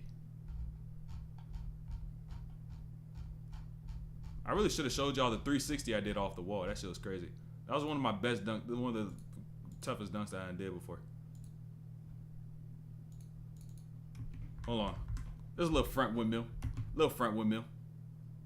Little front windmill. At 6'1", by the way. You know what I'm saying? Little front windmill. Little front. By the way, I'm 6'1". 6'1". Come on. 6'1", about 6'5" wingspan. Come on. You know what I'm saying? I really do front windmills. And that was a left-right. I don't think y'all understand the difference between going right-left versus left-right. Going left-right as a righty, that's tough. That's tough. That's tough. That's tough. But let me try this. Let me try this one too.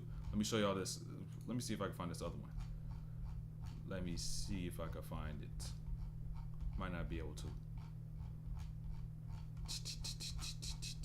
Let me scroll right quick. Then we're going to get straight into this breakdown. I was in the wrong channel. I'm tripping. Boom. Let me go back. Let me go back. Boom. Boom. I got to show you the other windmill, though. Got to show you the other one. There it is. There it is. There it is. There it is. Is 1 foot jumper, is a 1 foot jumper, 2 foot jump better? You said 1 or 2. It just depends on the person. Depends on the person. For me, I'm a better 2 foot jumper, but my 1 foot jumping has been going dummy. Like I've been like feeling like I'm floating off one. Like nowadays, like as of late, because the way I restarted my program, that's just I be feeling like I'm floating. I be feeling like I'm floating. But let's get to it though. We an hour 11 in. I'm gonna be dunking by next year. Lock in then. Lock in. I'm telling you, what it really boils down to, like y'all just gotta make your decisions. Y'all gotta make your decisions like based off the simple motto of discipline or regret. Like you gotta just choose discipline or regret. Just think, what am I about to do? Which one is the discipline decision? Which one is the decision of regret? The one that's gonna make me say, if I did this, I could have been able to get this. You know what I'm saying? It's gonna make you say, ah, damn, if I did, I could have been greater. I could have been better than what I am now. Like I wish I would have did this. Like you gotta really look at it like that. You gotta operate your present according to your future. You gotta think of where you want to be in the future and understand by sacrificing your present pleasures, you'll be able to get to where you want to be in time. So all it really boils down to. You got 35 to 40. Yeah, so I was saying like I'll say like 38. 30, like if I'm playing safe, I'll be like 38. I really need to check it though. I really need to check.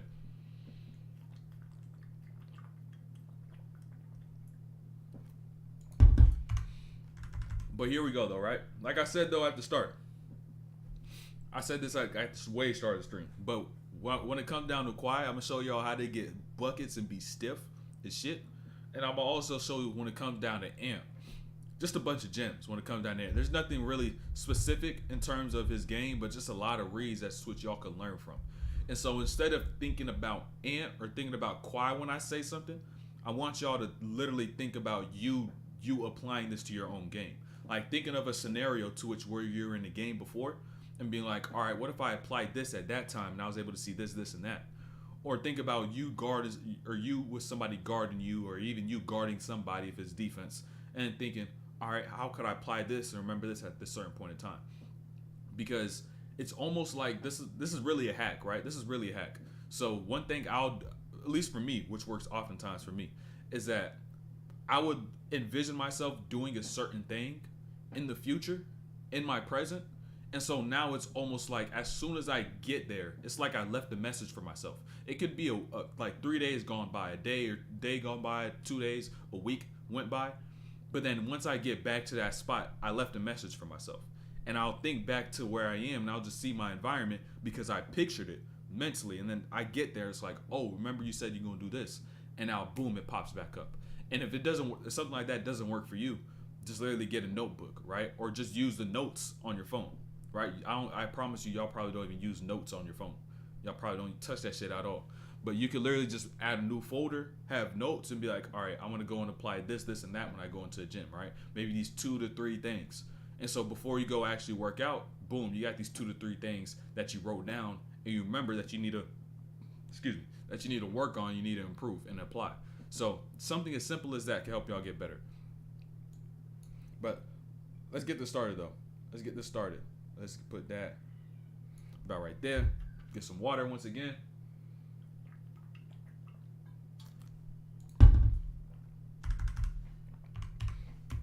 And let's get this though, right? I gotta go 0.5 on this first one. You gotta understand. This is what being a scorer looks like. There be so many little things as to which in the game you really got to understand, and you don't have a lot of time to be able to do certain things, but it's all the work that you do prior to, right? So I want y'all to watch Ant, right? Watch Ant. Look at Ant's head right now, right? Look at his head. He catches, boom, turns left, turns right. He looked left, saw James Harden's help. He looked right, he saw Kawhi Leonard's help. And now, let's get busy. And so where should I go and attack? What side should I go and attack? What help defender should I go and attack? I'm not going to go to Kawhi Leonard's side. That's Kawhi Leonard. Now I'm going to go to that left side with James Harden because he's way lazier. Boom, sharp angle, veer step on Paul George, off the glass bucket. Knowledge. Little things. Be the tiny things. You even peep the angles. Peep the angles on it because he knew he was going to go left. Tween right, boom, left. Knew he had to get this gap, had to step into PG instead of just trying to get through that gap. You got to think about those things, all right? Who's playing help? Whose side would I rather go to? Then you go and make that drive. And even if it's a shooter versus a non-shooter, right? Because Cat is a shooter. McDaniel's not really a shooter. But he's seen James. They both still loaded up. I'm going that way because he wants to score.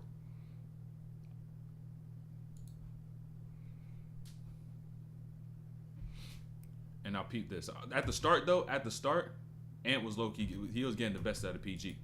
I done said this a few times before. Understand, Anthony Edwards has done ripped all y'all favorite players. He's ripped Kyrie. He's ripped Shea.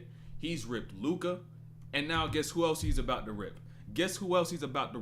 PG, because he does this one thing, right? Which y'all must get better at, which is having functional strength to where if someone tries to bump you off track, snatch back, you don't go nowhere, boom, give me that.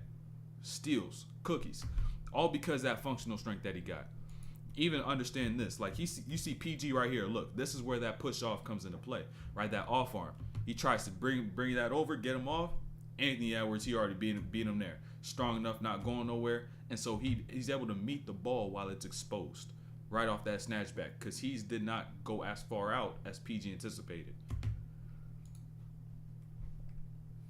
And now he going back right on the other side too. This is a smart attack, right? Understand. Mike Conley passed the ball in, right? Anthony Edwards in the triple threat. Cat on the curl. And now understand this right now. Kawhi is guarding Cat, but he's also reading the ball at the same time. So what Ant is going to do, he's going to attack that gap as soon as Cat clears it so he could pull in Kawhi or he could get an open lay. And now he pulls in Kawhi, Cat on the pop, and now he's just got an open three from the top. Just a timely drive. He used that gap, that space, as gravity so that he could be able to create. By the way, understand, the Wolves is low-key cooking them right now. They was cooking at the start of this game. Clippers had no answer until Kawhi and Norman Powell. Y'all gonna peep though. So look at Cat though, right? Look at Cat. His angles on this. This is something as to which all of y'all could get better at. Yo, what's good? How we doing? We chilling. We locked in, dropping gems, right? This is something all y'all could get better at though, right? Look at Cat, right? And so Cat has a size advantage on Terrence Mann, but look at Cat's right foot, right? Look at his right foot.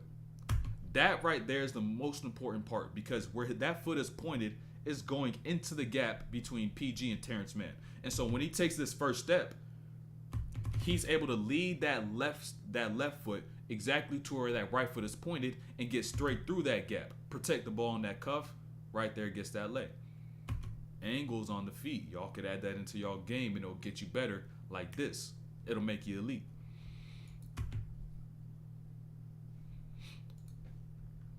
And now this is where Kawhi stuff comes into play. Because even now, right? Understand. I just want to say this one thing about Kawhi as a whole, right? When it comes down to Kawhi's game, he's probably the stiffest bucket we done seen in NBA history, right? I don't think we've seen a stiffer bucket than Kawhi Leonard. But he does a bunch of things that don't require him to be shifty and allow him to thrive while being stiff. And y'all could also apply, even if you're stiff or you're shifty. So understand this, right? When it comes down to Kawhi's game, he's going to use a minimal amount of dribble moves. He's only going to use as much as he needs to get from A to B. And so when Ant jumps out, boom, spin, footwork sharp, gets straight into the space that's left there on the middle of the floor. And now once he gets here, slows down a little bit, makes the read, Rudy Gobert drops back. He's just baiting. And now, boom, fade. Give me that too. Understand how simple all these buckets are about to be. How should you practice the skill of passing on your own, or how often should you practice it? I've never really practiced shooting or practiced passing per se, but I would do things like if I had a wall, for example, in front of me, I'll do maybe some like ball handling and like throw the ball off the wall or some shit like that, or like I would get a little tennis ball or some shit and force myself to hit a certain thing on the wall, like so I could be accurate and have intention when I'm doing something. And so you could do some shit like that. That I really just thought of that. I used to do like stability drills where I would throw a tennis ball with my left, and like I would have like a little wall, like a brick wall, and I would have to hit a certain what's the shit called? A certain intersection or whatever point on the wall, and if I don't hit that, then I can't get it. And so, or I can't keep going. Like I won't be able to finish. So I had to hit maybe 5 spots, throw them all on my left, and then they'll all come right back, of course, and then boom, I'll just throw another one. And once I get all the spots, I'm good. And so that just teaches you intention and accuracy with that pass. And so even if it's with the basketball or not, like I said, the control that lies within that hand is what you want to train. And also like mentally the intention of it. So the intention, if he could get you into places you usually wouldn't get, yeah, because that's where it's leading you, right? That's where it's leading you. So if you have your feet pointed to the baseline, but you want to go to the rim, it's going to be way harder to develop force to get you to the rim. You're going to have to maybe round that out, or once you do push off, you're not going to be able to develop as much force. So now you're not going to be as quick. So it's little things like that y'all got to really emphasize and have intention when it comes down to.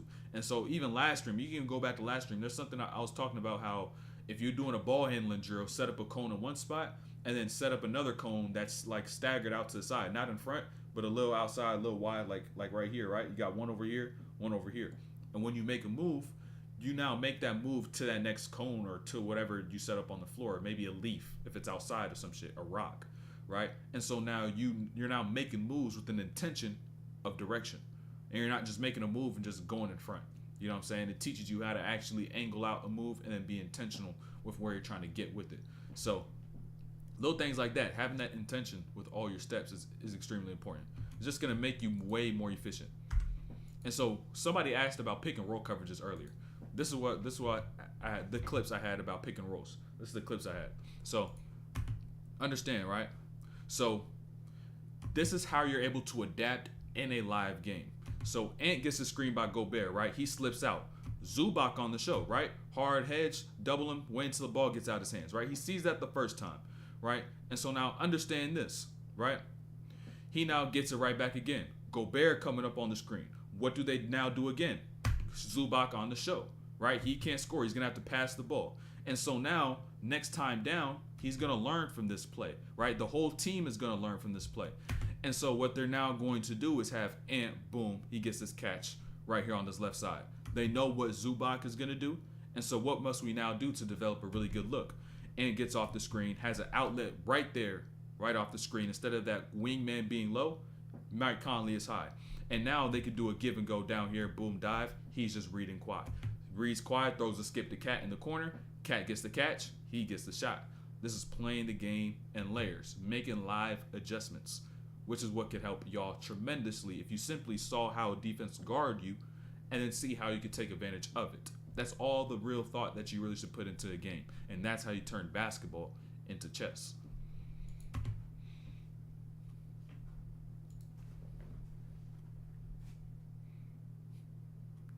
Now, once again, Ant be making these little reads. These little reads by Ant as well. Understand. He understands the coverage. Like, remember I said before, you understand the coverage, you know what to look for. Right? You understand the coverage. And so now, this is a double screen going to Ant's left side. Zubac is dropped back. Right? Because it's not just a single screen, it's two. And so Zubac is ended up being here, now being a little late. Had he already been there, would have been a whole different look. So now this gives Ant time to turn the corner, and he's just reading Kawhi. Because when he sees Kawhi pinch in, get Rudy, left hand skip, throws it to that corner to Conley, Conley to Cat, Cat pump fake. Now he gets into a lane, boom, he gets right there, gets that lay. Tough little lay.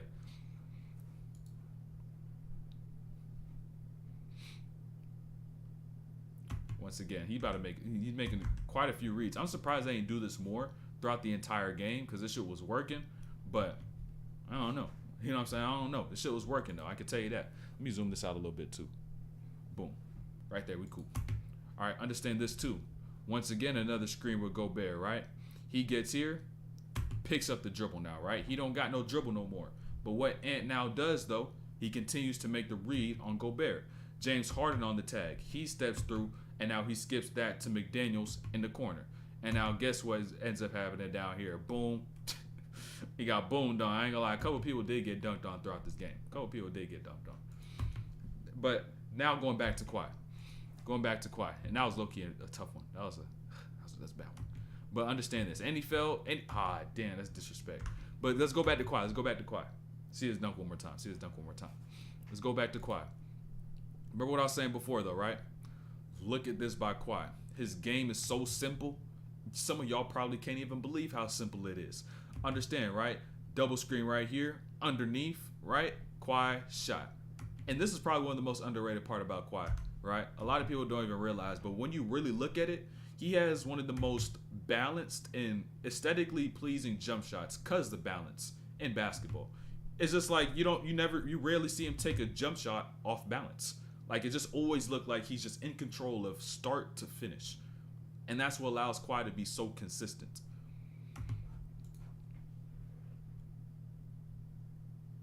And can we also talk about the fact how Kawhi has been healthy damn near all year, bro? That's a great thing to see, bro. That's a great thing to see, but if you're the West, it's a scary thing to see. It's a scary thing to see, too. But let's get right back to Ant on this next play.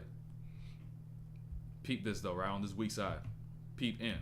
And so when you make closeouts, it's not always about closing out all the way to the frame of somebody's body. It's also about actually being able to get a hand up to discourage that shot. Now Ant takes that shot, boom, gets it over the top. And I also want y'all to understand this. Understand the type of shot Ant takes. And so a lot of y'all would see a shot like this from Ant being a difficult shot to take, right? But all this type of shot really boils down to is how well are you able to build fluidity within your shot. Ant gets this catch, gets a little skip, base is fairly high, and so Terrence Mann doesn't even think about putting a hand up. But what Ant is able to do is able to quickly develop force, develop fluidity to get up into that shot so he could be able to get that bucket, right? Once you learn how you need to be able to develop force and develop that rhythm in your shot, you're going to expand your game to so many more styles of shooting, especially without needing to dribble, right? That triple threat game is going to be your best friend. If he was always healthy, Kawhi would have been calm. I don't even like to play that, if he's healthy game, but Kawhi is like one of the most underrated players in the league because not just the skill in itself on both sides, but he be taking over games. He be taking over games. Like you seen when he was healthy with the Clippers last year against the Suns, took over games. He beat KD in that matchup. Then he fucking tore his meniscus or some shit, and I was just like, damn, that show's too good to be true, bro. It's too good to be true. And I want you to peek this by Ant, right? Understand this with Ant. Look at this, right? Not this first part right here. I want you to watch this jab by Ant, right? Right? Look at this. After this, I don't know about top 10. Yeah, I don't know. Top 10 is kind of crazy, but look at this jab by Ant.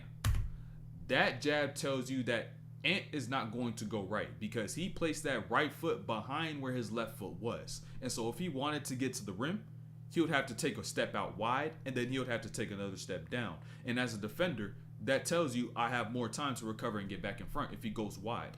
Or if he's going to take that step and do something with it, he's going to go right into space and for a pull-up, right? And so although there was a lot of force that ball showed, the feet didn't tell you that he was getting to the rim. Those jabs you must lead to the rim and actually show you, and it'll show a high-level defender. They won't get fooled by that, right? Which is why it's so important to have a jab that's leading downhill and taking you to the rim. And so Terrence Mann now, though, he bites out on that and gets into the middle of the floor. Boom, right there, he gets a foul. And so that's something you just could kind of look for. Like if you see somebody leaving that foot behind their frame or that foot is getting out wide, even if you don't jump out on it and they go that way, you have more time to get in front.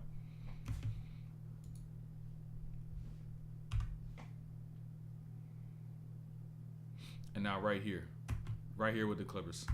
Right here with the Clippers. They was getting cooked. You see the score. You see the score right now, 23-7. And now guess who came into the game was end up being really the savior?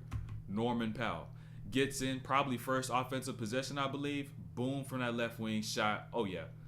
That shit feel good. I don't give a fuck if it rattled in. It went down. Oh yeah, I'm letting this shit off. That shit getting off. The film study is good and all, but how can I implement this in my game and not shoot a contested 2-point shot every time I go for a layup? I mean, if you're talking about you're taking contested twos every time, what if you just stop short for a floater? What if you're getting too far into the paint and you just don't have that size to compete with rim protectors? You know what I'm saying? What if you just get a floater and instead of trying to finish at the rim, always get a leg, get a float? Be something like that. Or you're just taking bad drives, right? You're just taking bad drives. That's where you now have to self-reflect.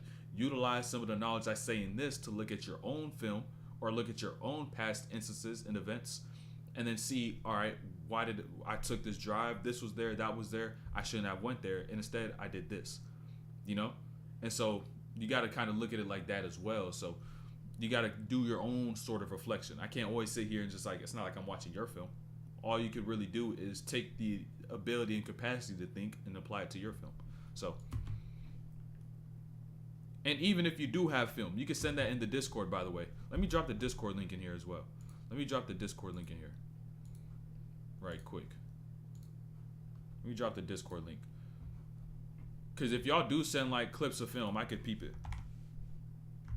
Let me, boom.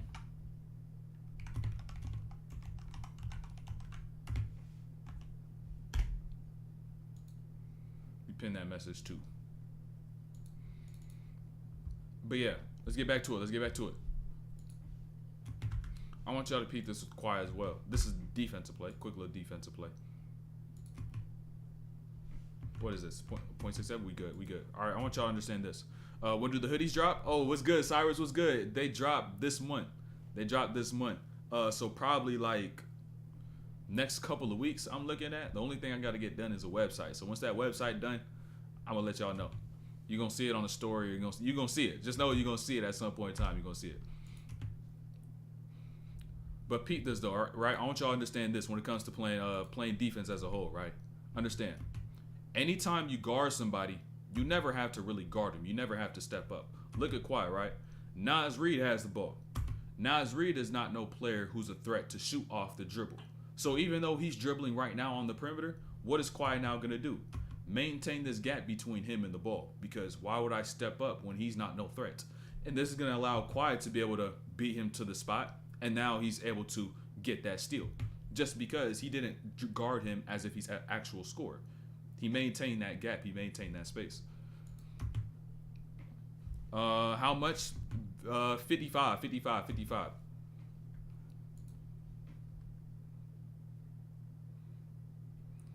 Hey, are any of y'all international? Because I ain't gonna lie, I'm gonna keep it a beam. International shipping is expensive. I'm trying to find loopholes. I'm trying to find a way as to which I can get that shit cheaper. But it is expensive.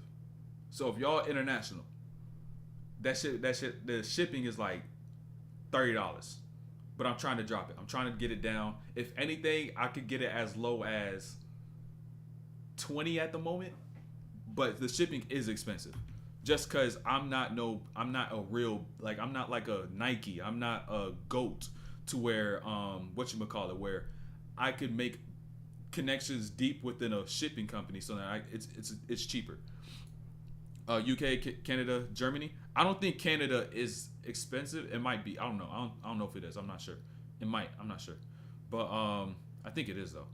But yeah, if anything though, what I'll do, I'll either try to drop it as much as I can to where if I sell any hoodies, I'll probably get like no profit from it because I just at least want y'all to be able to have it. So y'all could just be able to have an opportunity. Or I would end up, I'm going to do a giveaway. I'm going to give away like 3 or 5 hoodies and I'll let y'all know.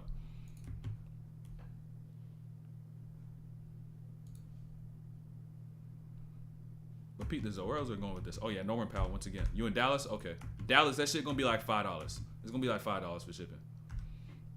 That shit cheap. When it's domestic shipping, that shit is cheap. It's like $5 to $8 or some shit like that. It ain't nothing. But Like I said though, with the Clippers though, Norman Powell came in to save this game. And this is a mentality as to which a player off the bench you gotta have with whatever that you do. And so overall, like if you a shooter, if you someone who could knock down shots, you coming off the bench, you better come in the game and be confident and be able to be ready to take those shots because your team gonna need you at times. But if you're coming off the bench, you mad that you're coming off the bench, you're not gonna be able to utilize the opportunity that you have. And I'm gonna talk about that concept a little more a little later with Bones Highland. I got some gems.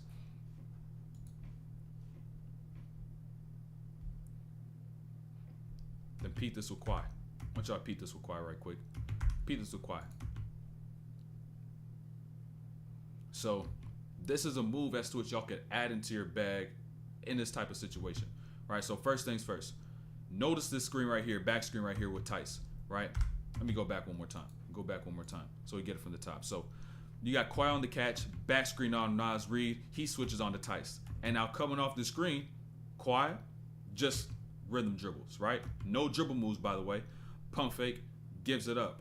But now what's most important is that you continue to remain active. And this is how you're able to condense your game without needing to use dribble moves, right? Because what Kawhi now does, play off the spot up when his man went to go help. And even once he gets here, this is so basic.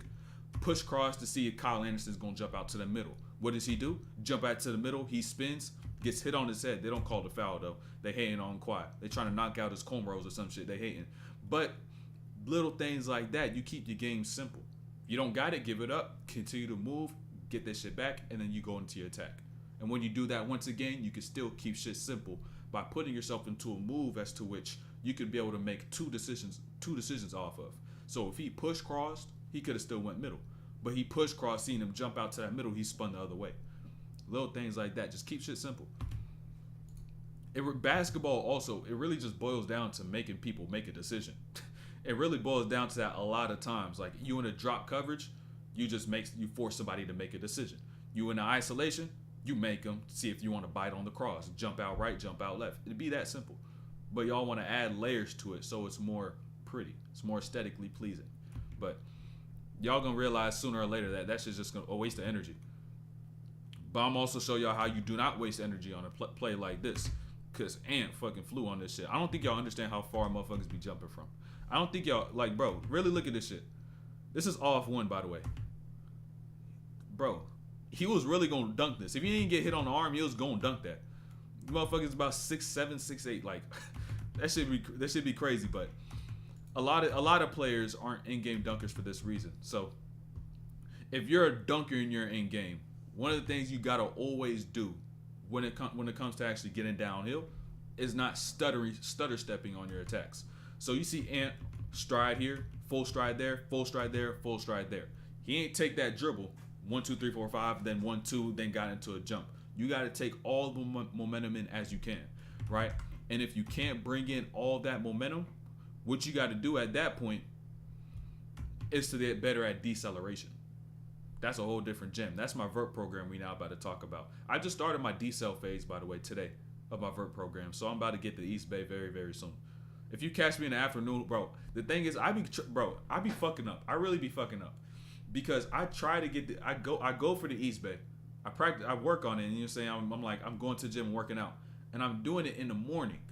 And you gotta also realize I eat dinner, right? I eat dinner maybe 6, 7 o'clock, go to sleep 10. I wake up 4, go work out about 5 o'clock, and I'm fasted.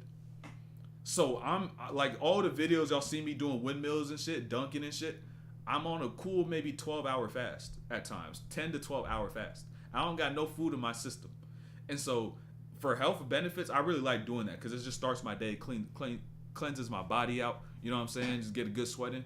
But if I really want to jump my highest, I'll go maybe do a light workout in the morning, get my breakfast in, and then go work out at about 12 p.m. You know what I'm saying? Right at noon, 1 o'clock or some shit like that. And then like I'll really be jumping because I actually have energy and food in my system. So I really be messing up when it comes down to that. I'm tripping. I'm bugging. I may just have to one of these days say, fuck it, go to the gym in the afternoon. Speaking of that, when I used to play with my older brother, they expected me to come out and shoot. But by the time I got in the game, I had been so long that I had been warm enough to hit it. Warm enough to hit. But yeah, I would say it's a mental thing. That's something you also got to work on. that's something you also got to work on. Like you could literally work on that skill of forcing yourself to get straight into business. You know what I'm saying? Just to get right into it. It's something I switch I would have really thought of, but it's something I never thought of. Thinking, okay, once I get into a gym, when I'm gonna go work out, instead of doing all this form shooting, ball handling, workout shit, I'm gonna get a good stretching, keep myself get maybe like light a little bit, but like just come from straight sitting down and get into my shots, like forcibly getting myself past that warm up shots, like consciously changing what I need. You know what I'm saying? Just essentially mentally being ready, and then not thinking so much about the fact of your body feeling a little lazy. And so that's a whole skill in itself, right? It's a whole skill in itself. And now NBA players, they probably just got heat pads on and shit. You know what I'm saying? They legs be saw and everything. But if you're just talking regular hooper, high school, middle school, college even, like you just have to have that mental switch to where once you get in, boom, you get straight to it. So how do you access your vert program? It is not out yet. My vert program is not out yet. It's not out yet. You know what I'm saying? It's not out yet. Then when I go train without eating, I underperform like crazy. The only thing I could think of is eating something. For me, I gotten used to it. I've been doing this shit for years, where the first thing I do every single morning is workout. Like that's how I start all my days, because I think about a day like a house. You know what I'm saying? You want to be able to build. You want to be able to improve, add layers. And so what you do first is the foundation, right? And so the first thing I even do, probably get out of my bed, brush my teeth and shit. I gotta brush my teeth. You don't brush your teeth first thing in the morning, you dumb thing, right? But I gotta brush my teeth, right? And then after I brush my teeth, I meditate. Make sure mentally I'm ready for the rest of my day. I'm even killed. You know what I'm saying? I'm fairly stoic. Whatever I need in terms of my spirit, you know what I'm saying? Whatever it might be that I feel I need to maximize my day, I meditate according to that. So boom, meditation right there. I get myself spiritually, emotionally, mentally ready for my day. Then I get into the workout. Workout, that's a whole nother thing. That's a physical thing. It's a spiritual thing. Even, you know what I'm saying? A whole other thing is which is allowing me to build a good foundation for everything I'm going to do after. And so just having that discipline from the start, boom, my day is starting off good. And so just all for me to say is that like that foundation to my day, I've gotten used to it. How long I meditate, that shit varies the day to day. Sometimes I may even meditate twice in a day. I usually would do in the mornings, it'll probably be about like 6 to 10 minutes. Probably about 6 to 10 minutes. If I do a second meditation in the middle of the day, that shit could go for 20 minutes or it could go for an hour 15.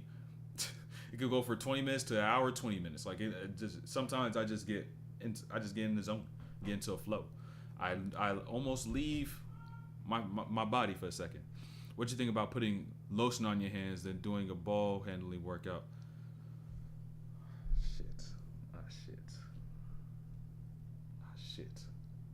Shit. This is the shit.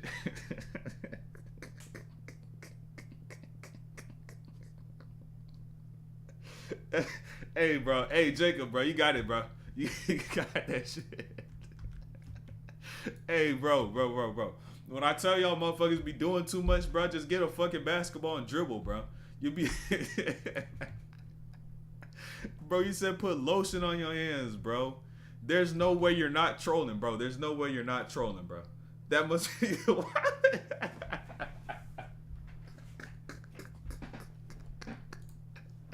Bro, you got it, bro. I got to keep going. Bro, if I keep thinking about this shit you just said, bro, I'm...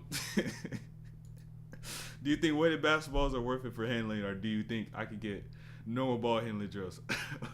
All right, bro, I can't, bro, when you really...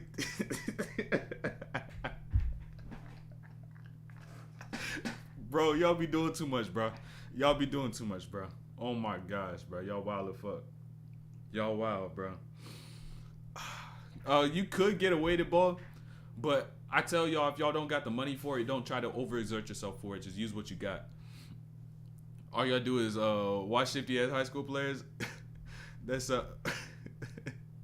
that sound on pause. Wait, what? What you mean? Oh no, not even like pause. Not even like that type of shit, like pause. Oh, that's just wild the fuck. But just the concept of it, bro. Just the concept. Like, it's not even how it sounded. Like, oh, hey, yo, not even that. It's just like, bro, you really, bro, you really going, bro, that shit's, Bro, like I ain't gonna lie, bro. With all due respect. If you do that shit, if I go into the gym and I see you do that shit, have lotion on your hands, dribbling the fucking basketball, I know you sorry, bro. There's just no, like, you just doing too much at that point. Like, that's an automatic thing I see. I'm just like, he's sorry. You know what I'm saying? Like, it's just like, that shit wild, bro. Plastic bag instead, I mean, you could, but I kid you not. Like, you could do everything you need to improve your handle by having a regular basketball. If you struggle with having a heavy, like, say you want to get a heavy ball. What I did, having no heavy ball, not having the money to get a heavy ball, is I just made sure I literally dribble the ball stronger, right? I would dribble with a slightly deflated basketball, if anything.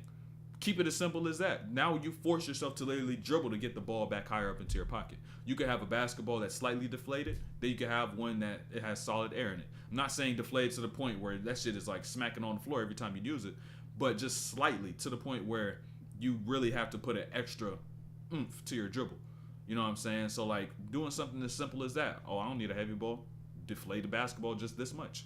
So you can do something as simple as that. Tennis ball. I would say a tennis ball is too small of a ball to use to improve a handle, but it would improve your hand-eye coordination. That's what it would do. And that's what a lot of people are bad at, especially if they never dribbled when they was younger. And so that hand-eye coordination, that's even a thing that can improve your passing. So, but D2 player told me he used to, bro,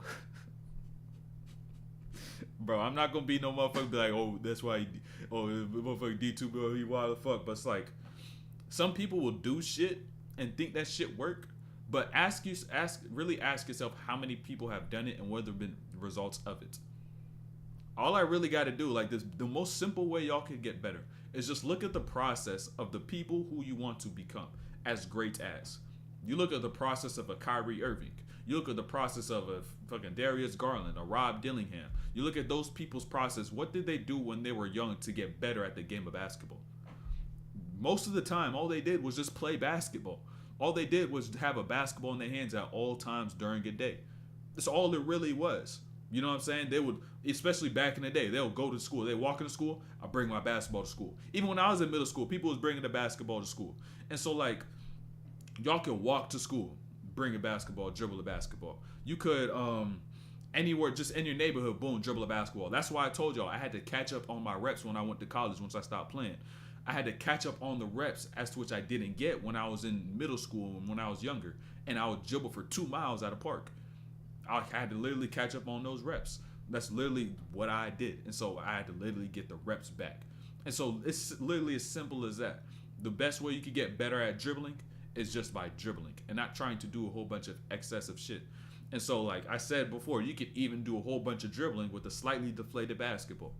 Now you're working on your ability to get a stronger pound dribble, right? And now you're also working on all those other components of dribbling that involve, whether it's mentally in terms of freedom, like just freedom of thought and everything that you're doing, or it could be on your cuff, it could be on your low dribbles, it could be like so much different things, your levels, your pace, you know? So, like, when it comes down to that, just keep that shit simple. Keep that shit simple, bro. You don't need to do all that. But that was the wildest shit I done heard in a long time. You said you put lotion on your hands, bro. If I start thinking about that shit again, I'm gonna start dying, bro. Who do you think won the 7-game series with these two teams? I got Clippers. Kawhi gonna take over, bro. Don't get it twisted. Ant gonna do his shit. Ant will do his shit. But Kawhi, bro. Kawhi in the playoffs, bro. I don't think y'all realize Kawhi in the playoffs. You seen this, bro? He was gonna work KD last year. He was about to get busy with the Suns last year. Knee went out on him, but he been good signs thus far. He stayed healthy, and bro, come on. You ain't gonna catch the Clippers on games like this where you got PG shooting 5 for 16. James Harden had 0 for 10. The Clippers won this game by 1 point. James Harden was 0 for 10. How many times that gonna happen? I know James Harden. Hold on. I know James Harden not no playoff performer, but at the same time, it's like that shit not go 0 for 10. PG 5 for 6. And then if Russ comes back, like Norman Powell gonna do his shit. Like, come on, man.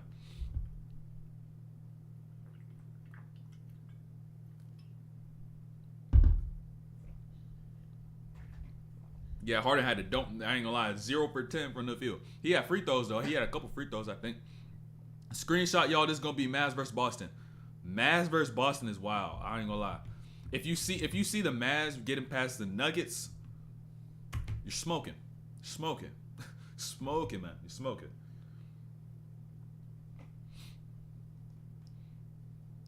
Oh yeah, right here. By the way, this is really for y'all hoopers right here too though. Y'all, this is really for y'all. Might be one of my favorite clips of this thus far, right? And so, if there's Celtics getting past the Heat, hey, imagine they lose to the Heat again. That shit would be hilarious, bro. Bro. I told y'all this before though. I said this for a little minute. I don't think the Celtics gonna win the chip. They shoot too many damn threes, bro. Say you take 90 shots in the game, they shoot 45 threes. Nobody get in the mid-range. Nobody just goes and gets a bucket, and is efficient at doing so every time. Tatum should, but I feel as though Missoula tell him to shoot too many threes, bro. You gotta let him dominate in the mid-range. You gotta let him dominate in the mid-range, and I'll stand by that. And you're just gonna see when the playoff come around, when they struggling to get a bucket and they continue to shoot threes like the Rockets when they played the Golden State Warriors in 2019. That's how shit gonna look like. But understand this, right? Understand this. Look, peep this.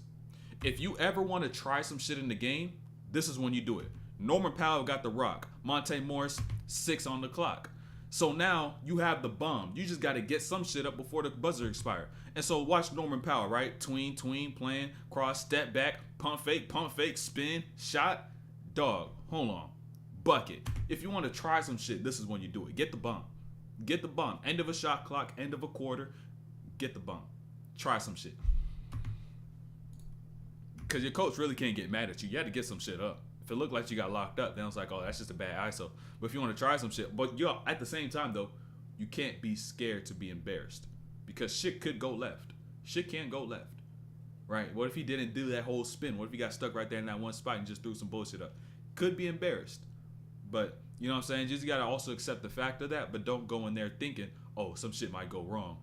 You just got to go in there and give the shit the best you got. And peep this right here. Norman Powell's still cooking. Norman Powell's still cooking, by the way. Peep two things. So, understand this. Norman Powell, he done hit 3 threes first quarter. And so, understand what Norman Powell's now doing. He just worked Nickeil Alexander down, even though Nickeil Alexander-Walker knew that their screen was about to come from this side. He wasn't really phased, but he continued to drop back. And this is going to allow Daniel Tice to do this right here. Get set this first time. But most importantly now, he gets reset again once he gets closer to that screen. So now he's set. All he did was hop to the side, right? This is really how you could avoid moving screens. I keep focusing on J. Cole poster instead of you. I'll move that shit over. I don't know why shit keep cutting out. Shit being weird. All right, boom. We got it. We covered J. Cole. We covered that. But peep this though, right? Like I said, this is a way you could avoid moving screens, right? So understand, right? Look at Daniel Tice. He originally sets the screen here. But at this point in time, this tells Nickeil Alexander-Walker, this is my angle to get over. But Tice is going to readjust, right? And he just has to step over maybe about 4 inches, hops over about 4 inches. So now he gets a cleaner hit on Nickeil Alexander-Walker. And now it gets Norman Powell free for a 3 for his 4th 3 of the game. Simply just by that little readjustment. And if you watch Draymond, if you watch a Sabonis, if you watch Jokic, don't really do it. He's a little too slow-footed. But you watch really like those two players, they do that shit a shit ton. Like Bam, Adebayo as well. Like you'll see those bigs do a shit ton of that, and that's why they never get called for it. But I ain't gonna lie, hold on. Gobert about to look goofy. They be letting Gobert go outside sometimes, bro. But I also want y'all to understand how it's going to translate to the other side. So, you got Gobert coming down the lane, and I know you seen that shit. And when players looking like that, you know that's a foul, but the refs ain't called shit.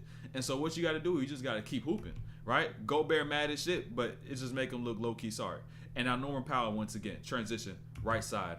You see that gap right there? Creativity just comes into play. Low rip through right hand, going to the left, float with the right, tough bucket, right?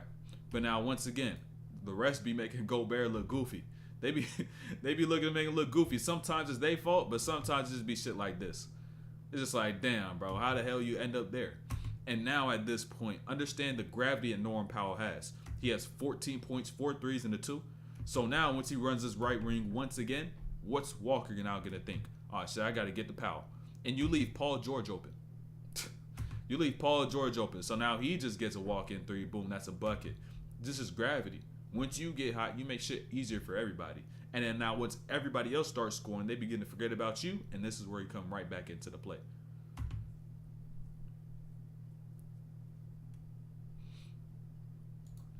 Boom, right here by Ant. Peep this. Peep this by Ant. Peep this by Ant. This is low-key another thing mentally in terms of playing in games. Y'all got to understand this adjustment on the fly, right? Understand, peep this. So Ant gets this catch, right? Boom, he makes his tween going right. Nothing's there. He couldn't cook. But this is where you must continue to allow yourself to be aggressive, right? You must learn from what you did, right? And so even though he got here, boom, Ant hits this tween, he don't got nothing. He ain't gonna give it up because he understands I just fucked up that one time. So what am I gonna do? I'm gonna get back. I'm gonna reset. I'm gonna turn right, see what I got, because I didn't let Nas Reed get spacing in his right side. I ain't let him get spaced. So what I'm now gonna do, let him be spaced. Boom, little sidestep, free up that right side, and this is gonna show one thing, which is the Clippers do not help strong side corner. That little reassessment, right? That little reassessment allowed him to just get right back into his shot, because the first attack he had was just a bad one. So then he let the floor get spaced, then he got into another one. And now Kawhi. I think this Kawhi about to start going off in a second. He about to start going off in a second. Peep this. Let me slow this down a little more. So look at Kawhi once again. Simplicity, bro. Simplicity. McDaniels is chasing over. No need for me to curl to the three-point line. He's just gonna get back in front of me. I'll curl into the paint. And now even once he gets this catch, just watch his speed. No rush at all. Cat reaches, he steps back, and now he just steps through with that left while McDaniels is still on that trailing side. McDaniels couldn't get back in front. Simplicity. Use that left. And now he's about to really start cooking as well. You got Alexander Walker on him, empty left side, right? By himself. Pass gets thrown over the top. And now notice his angles upon this catch. Catch, turns over the left shoulder instead of spinning back over that right shoulder. And now he just reads the defense. And now this is the most important thing of scores, is that once you get into spots where you want to score, you must now seek space. Ant steps over here, Alexander Walker on his backside. He now hops over to that middle of the floor. Boom, turns, floats. You don't see him using dribble moves. We're not seeing Kawhi use dribble moves. Once again, does Kawhi even need to dribble? He's now getting into another set. And now right here is where McDaniels is already anticipating the action. What McDaniels is now doing is waiting for Kawhi to go over the top of the screen with Zubac. Hence his positioning, right? And so now you got Ant in this corner, not helping on this. And so what does Kawhi decide now to do, since he is just relaxed going into this inflection point, this crossroads of a play? Backdoor, live pass to Kawhi, boom, dunk. Simplicity. Simplicity. And he's still not done cooking. Playing off the catch, playing off the spot up. We done seen him score in so many ways thus far. Give me one sec, Jacob. Right? We done seen Kawhi score in so many ways in just the past few plays, and now he's playing off the catch. Anthony Edwards got his head turned. So what does Kawhi do once man gets to that baseline, attacks into the paint? Lifts up, cuts through that paint, gets the catch, and now how does he get his bucket? One dribble pull up going across the lane, another bucket. That's quick 8 points. Just by everything being things all players could do. You just got to understand how you must play the game and not seek to be pretty.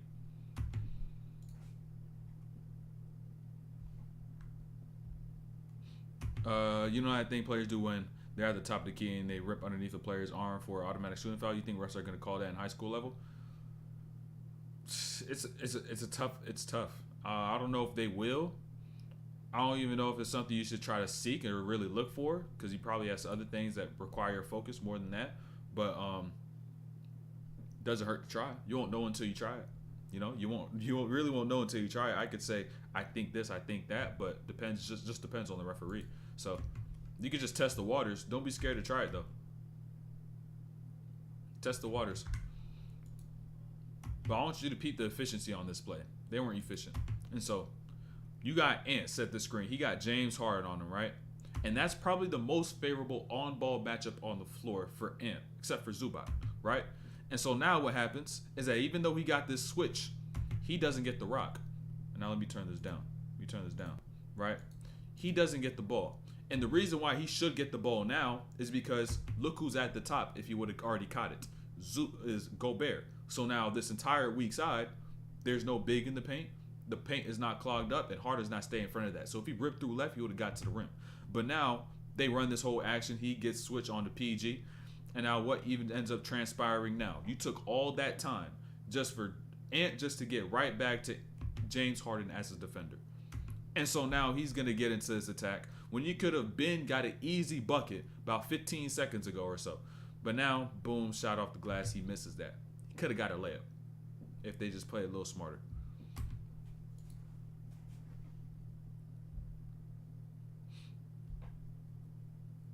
And I'll peep this with Kawhi. And you want to talk about this concept as a whole anytime in the game. So one thing a lot of y'all don't even understand when it comes to attacking is that the bag you use should be in accordance to the space that you have. Kawhi gets the rock with about 5 seconds left. He gets a screen going to his right side. Empty right wing, most importantly. And so this gives him room to be able to get downhill and use what? An in and out, which now also caused Rudy Gobert to do what? Because when you're big in this situation and you see a player change speed, you see him make a little shifty move like an in and out, they're going to be extremely hesitant. He drops back. Now, boom, he gets into his pull-up because he has space on that right wing to get into that pull-up. So you're going to even see a pattern within that between him, and then PG's also going to do the same thing. Notice. It's going to be a little later in the breakdown, though.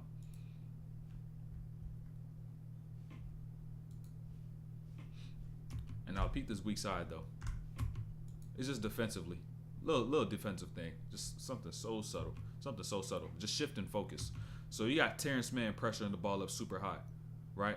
Mike Conley on the cut. And now PG was guarding Ant. And what Ant is now doing is just creeping up along the baseline. PG points out to Ant to tell him to switch. He don't notice it. And so Terrence Mann, focus has got to shift. Made it look like PG got beat, but teammate ain't really get hit to the communication. Little things like that, it's just like, fuck, we just gave him an easy two. And a lot of players can do a lot of shit with just the easy two. So I tried it one time, a little goofy as hell. I'm going to try to get Bill's confidence anyway. I don't care. Yeah, bro. Fuck it. Go try it again, bro. Go try it again. You got to make sure it's actually there, though. You got to make sure it's actually there. But even understand this. I want to talk about this when it comes down to this play as well. Is that notice how Kawhi throughout this game was guarding Cat, right? And you got PG who started out guarding Ant. And so now what ends up happening is that Ant now is going to end up getting this easy two for this miscommunication. Kawhi turns around and is just like, what the fuck? So what happens for the rest of this game, right? We're about to run the same set. Kawhi said, I got Ant. Ant had 27 this game. Once Kawhi got on him, I think he maybe scored out 8 points or 6 points.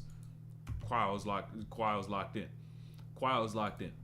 And so now he's taking up this challenge, which I would love to see more of, but we don't. I wish we saw it more out the gate as well. So I wish Ant would also guard Kawhi. I wish Ant would have guarded Kawhi. He said, fuck McDaniels. Fuck what you do with McDaniels. I got him. I wish we would have seen more of that.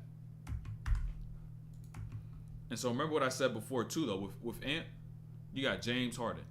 You could have ripped baseline easy, but Gobert is going to also make it a little easier for him because now he looks down. And that's also what you got to understand too. It's not about who's guarding you. It's about how everybody is guarding you. Because you think it's just one person. Ain't just one person. Right? Understand. Because regardless if James Harden is PG or Kawhi, don't matter. If you look over the top, you look over the shoulder and you see what opportunities do I have, you'll end up realizing that in this situation like this, don't matter who's there, I got this drive going to the baseline. And so you got to see gaps at levels that you're not even at if you want to be able to have good attacks.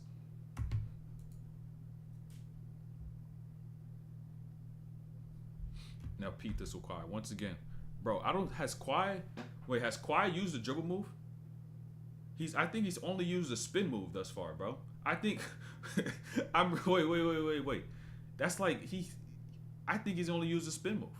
Or no, he used that push cross. I think he used about 2 dribble moves this entire time, bro. That's just crazy. Hold on. Kawhi has only used about 2 dribble moves this entire time we done watched this breakdown. About 2 dribble moves, right? And he's been able to score about 12 points. That shows you pace, IQ, and then also just angles as well is extremely important. Extremely important. And then now, yeah, that's why I said he used about 2 dribble moves. He used that spin move, used that, and then, okay, that 3. He used 3 dribble moves. About three dribble moves this whole time. He scored 12 points. And they're all in separate plays. All in separate plays. That's just wild. But keep going now, though, right? Keep going. Understand, Kawhi in the situation, you got McDaniels once again chasing over the top. And so at this point in time, he's got McDaniels beat.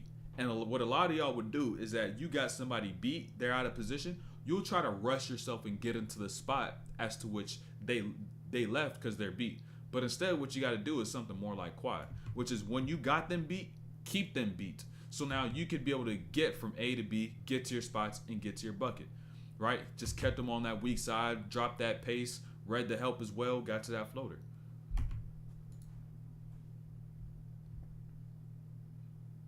And now once again, that was a bomb though. That was a bomb. That was a bomb. He was forced to take that one. So it may seem like he was a little off balance, right? So end of the shot clock, got to get something up. Better than trying to go cook something up. But understand, off this offensive rebound now though, right? Kawhi gets this right here, right? And look at his pace inside the arc. Look at his pace. He gets into the paint and damn near stops. And that what allows him to do is just simply read the defense, and now he gets a foul. Because the defense sees him slowing down, and by slowing down, they understand, oh, he can make multiple decisions. He could actually get to his spot and score, or he could go and make a pass. So it just puts him at a weird space as to which, do we take this away or do we take that away? And really, they play in no man's land, and he gets that foul.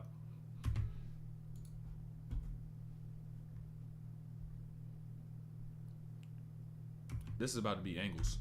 About to be angles once again. Motherfucker not even, bro. He not even using dribble moves, bro.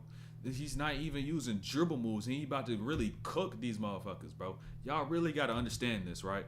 Kawhi gets this cross screen down here from this block, right? Kyle Anderson fronts this, takes that away. But ball gets thrown to the top, and what does Kawhi do? Reposition. Angles. All we've been talking about. Pace, angles, IQ, smart attacks, right? So now he reestablishes a position so he could get this catch. And now, even after the catch, right? Pump fake, dribble, picks up his dribble after just one dribble. No dribble moves, by the way, but look how he's going to get to his spots. Cut by Tice. I spin. Bro, come on, man. Come on, man. Even though the dribble is dead, his mind is not, because he's still seeing gaps he could get with Kyle Anderson overcommitted and now Gobert leaving because the cut, and then also seeing that picked up dribble. So he just spins, boom, right there, layup, and one. No dribble moves necessary. Bucket is required. He gets that shit every time. And now Bones Highland. He reminds me of y'all. Bones Highland reminds me of y'all. Right? Y'all got to understand. A lot of y'all hoopers remind me of Bones Highland. Because y'all are able to do this right here. Which is do these moves. Get into the paint. Maybe get a bucket. Or create a good look. And be able to make a good play. And then you always say, right? Y'all always begin to say, coach hating on me. He don't want to give me getting minutes. He don't want me to do this. He don't want me to do that. Oh, fuck the coach. He hating me. But it's because y'all do this, right? For every good play y'all make, y'all go to the other side, lose focus, and this is what y'all do. Exactly like Bones Highland. Make a mistake like that that's just unacceptable. You cancel out everything you did on the offensive side. And so in that little opportunity that you just got, that shit goes away. That shit goes away. You want to get more minutes, you cancel that shit out. You just put yourself right back to where you started. And then doing that, you don't got that many opportunities. You don't got that many in the game. Like you don't have that many. You may have like about, I don't even think you got one. I don't even think you got one. You know what I'm saying? Like anytime you don't fuck up on defense and you're a player, you want to get more playing time, then you hit one of these. You can't afford one of those. You can't. You cannot. Because the coach is just gonna say, I gave him 2-3 minutes to play, 5 minutes to play, and he's already making mistakes like this.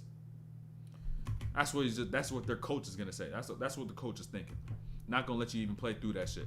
But luckily though, Clippers got Norman Powell come down this way. This shit is ridiculous. You see him hit that first buzzer beater, off glass, boom, left wing. The fuck? I can't. There's no way. There's no way it's that simple. Jacob, it is that simple. It is. It is. When you build your game in that facet, it is. When you put the work in, it is. Not saying you can literally just get up off your couch, boom, go do. You got to put the work in as well. You got to go put the application in. Kawhi, when he came into the league, he was a defensive player. No offensive game. I guarantee you, look at his pre-draft report. Oh, defensive player, no jump shot, no handle, no athleticism. Like, he had nothing as to which he really has now on the offensive side of the ball. It's all been built. It's all been built. And that little things like that should show y'all. It should give y'all hope and say, I'm a player. I'm not naturally gifted, but I see somebody like Kawhi. I see somebody like Kobe. I seen these players build their game from the ground up. I seen them motherfuckers take a 2012 Toyota Camry to a race with the goddamn Ferrari, and they won that motherfucker. I don't know how. But they cooped that bitch up to the point where they just beat a Ferrari with the 2012 Camry. You know what I'm saying? They naturally they don't got it. But what they did is that they began to see the resources that they have and just put the work in, they got better. And so you got to even see it from that perspective. It's like, oh, damn, he did it. Why can't I do it too? And I even understand at the point where, oh, he has this, he had that, he had this, he had that. All he had was just a work ethic. If you need more, God gonna bless you with more. God's already giving you everything you need to do everything you want right now. But if you need more, if you continue to put the work in, you'll get more. But you know what I'm saying? You don't even see past that extent. You think you need to have everything everybody else had to get to where they are, but you just need to use what you got. But Pete, this with PG, right? Remember the in and out I showed y'all with Kawhi on the pick and roll, right? Remember, you need different bags for different situations. Now PG is on his left side, in and out, empty wing, boom, he's getting to that shot. He has space to be able to use his move and be able to get into this type of shot. You can't just use it at any point in time. You got to understand when and where to use it. Better start using everything that you goddamn got. Use it everything that you got and give the game everything that you got. Like I remember I even told y'all, I started my vert program in my garage. I was jumping over boxes. Bro, I had a box. There was a box in my garage. It had car parts in it. I was jumping over it. I kid you not. I was jumping over a box that had car parts in it. I was using a cooler for my plyos. I was using suitcases for plyos. Bro, I kid you. You got to use the type of shit that you got, bro. I kid you. I'm pretty sure I even got videos. I got videos in this joint with me. Bro, look at this shit. Look at this shit. Hold on. I be trying to tell y'all, bro. Look. I be trying to tell y'all, bro. You got to use the shit that you got if you want to be able to get to where you want to be. Like, look at this shit. Hold on. This is a box. This is what I told y'all. I supposed to put this in the Discord. This had car parts in it.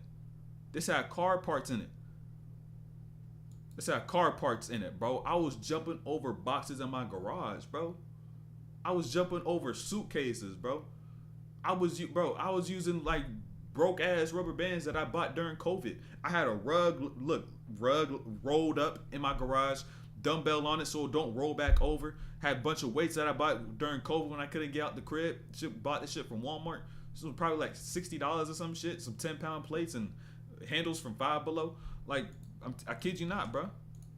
Look at this shit. I be trying to tell y'all, bro. I was jumping over coolers and trash cans. Bro, I try to tell y'all, bro. Y'all got to make use of what y'all got. I got my vert up 6-7 inches by being in my garage and jumping over shit like this. Coolers, trash cans, and a push-up hurdle.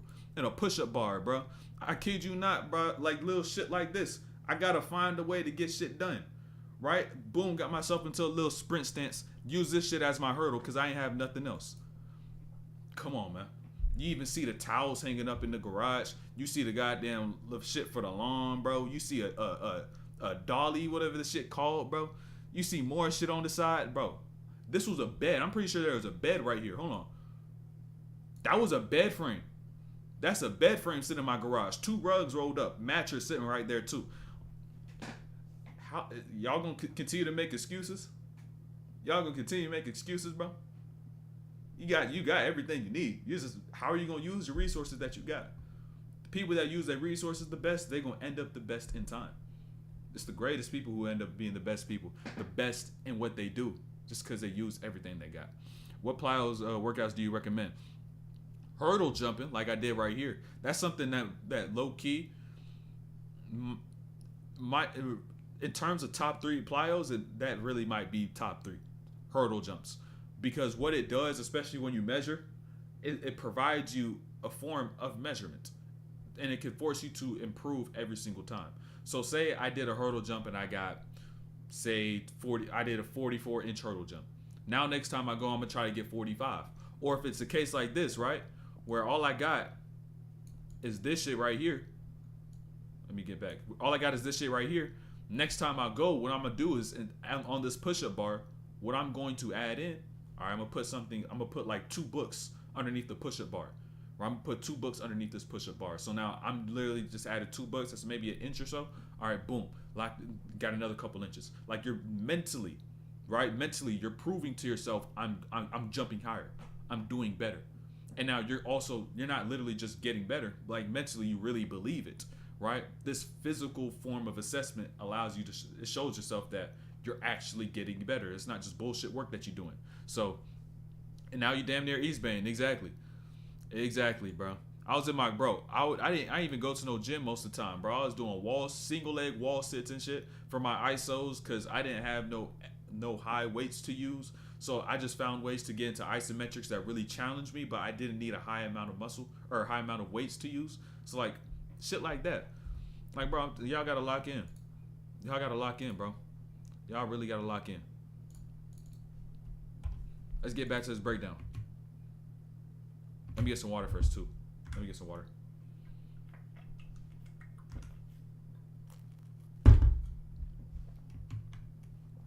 Peep this with Cap. Right? The NBA's in shambles. This shit is about to get rough. I really be looking at some plays and I'm like, yo, these referees be dumb. Like, really look at this shit, right? Look.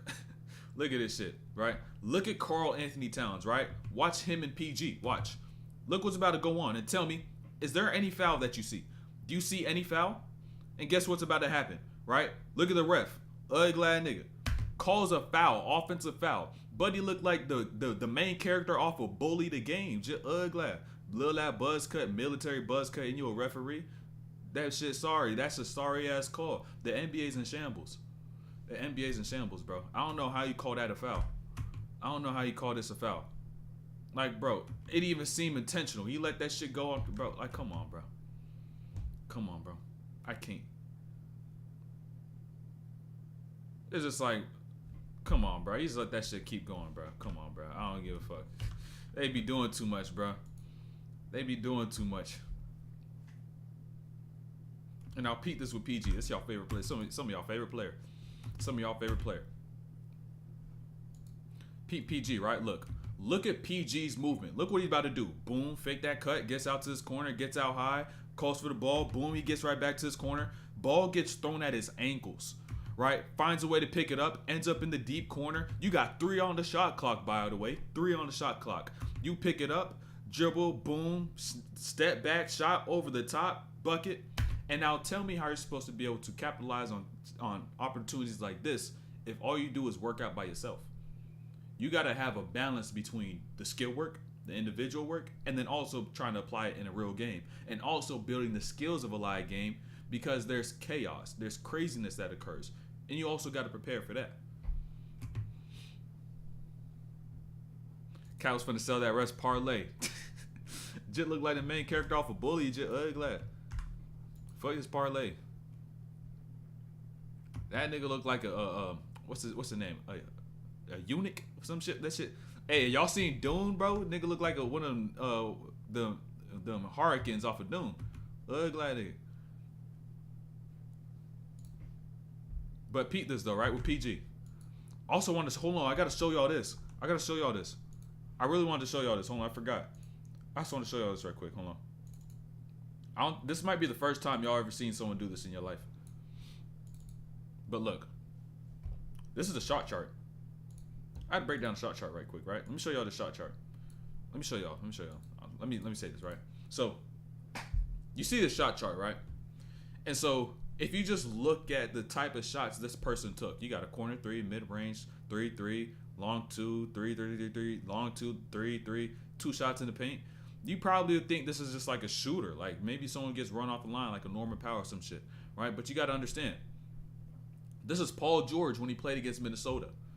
Now you begin to look at the chart and it's like, why the hell did he take so many goddamn threes in this game? Why did he take so many threes? Why did he take so many twos, so many long twos? It's because of this, right? It's because of this. You got to go back. We got to go back. You got to understand why he took all those shots. You got to understand why he took those shots. So you got Cat on him, right? Guess who's down here? Guess who's down here? Rudy Gobert.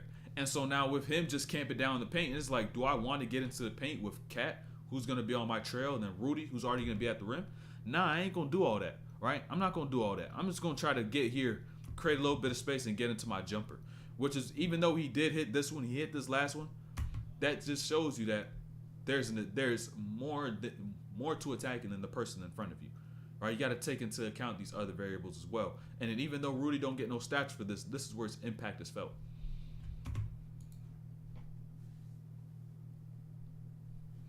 I want you to notice Kawhi.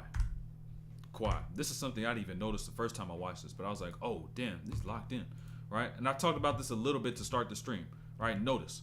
Look at Kawhi, right? He turns, he looks at the right side. Turns, he looks at the left side. As an on-ball defender, you must always do this because once you now get here and it's like, let me guard. This gives you confidence because you know where your help is and where you must lead the ball. And so now once Kawhi gets here, he knows, all right, boom, I'm going to force him to this right side. Tice is right there on that side. Ant gets now into the paint. And now we've clustered him up. He's got nowhere to go. Boom, now I'm fully confident as a defender. And what ends up happening, I get down this side, boom, foul, get me to a line. You got to understand where your teammates are at any point in time. And if you can't, and if the teammates are moving, off ball is moving, you also got to make sure your teammates are just communicating and let you know that. So was the shot selection valid or not?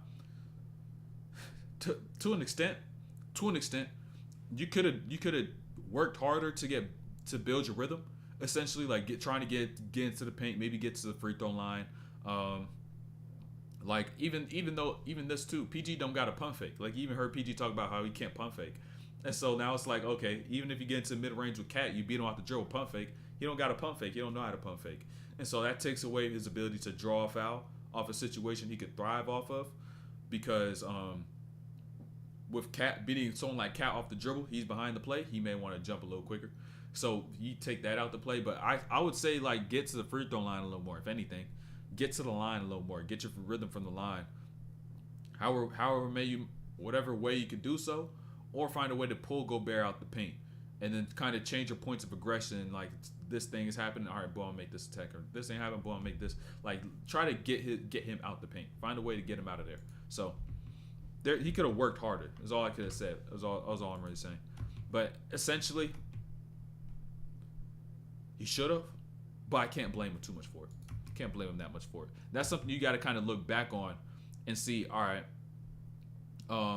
You gotta look back on it, and then, like, if you do play him in the playoffs, it's like, okay, we must do this. We must work a little harder, find ways to get Gobert out that paint so he can build our rhythm. And it also made it tougher for James too, because, like, he can't really get to boom, hit this crossover, get blow by, get to a comfortable lay. So makes it all a little tough. But remember this play too. This play I just showed y'all right here with Kawhi. Remember this play, because next time, right side once again, and now Ant is about to make an adjustment. Because you've seen him get off this screen, and then he ended up snaking, getting into the middle. Everybody was around him. He had no space, right? Now this time happens, same coverage, and now they lift up Cat. You saw what Gobert even did at the start, right? Everybody's important in terms of being able to make a play. Because look at Gobert, right? Tells Cat to get up high. And so what is Ant now going to do?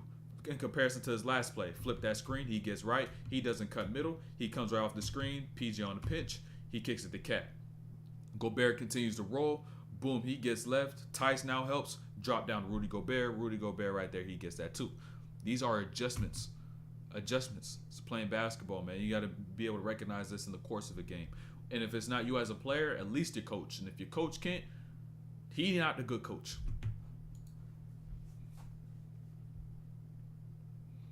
And out here too.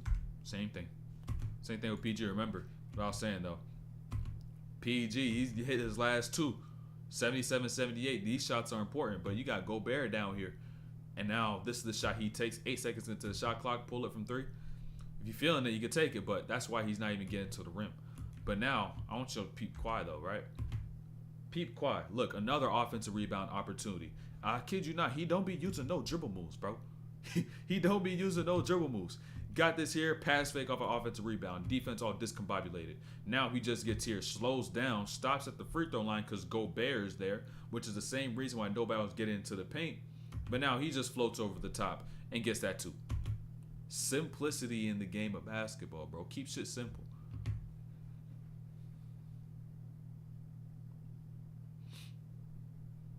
And now here, I want to talk about Gobert right quick. I want to talk about Gobert.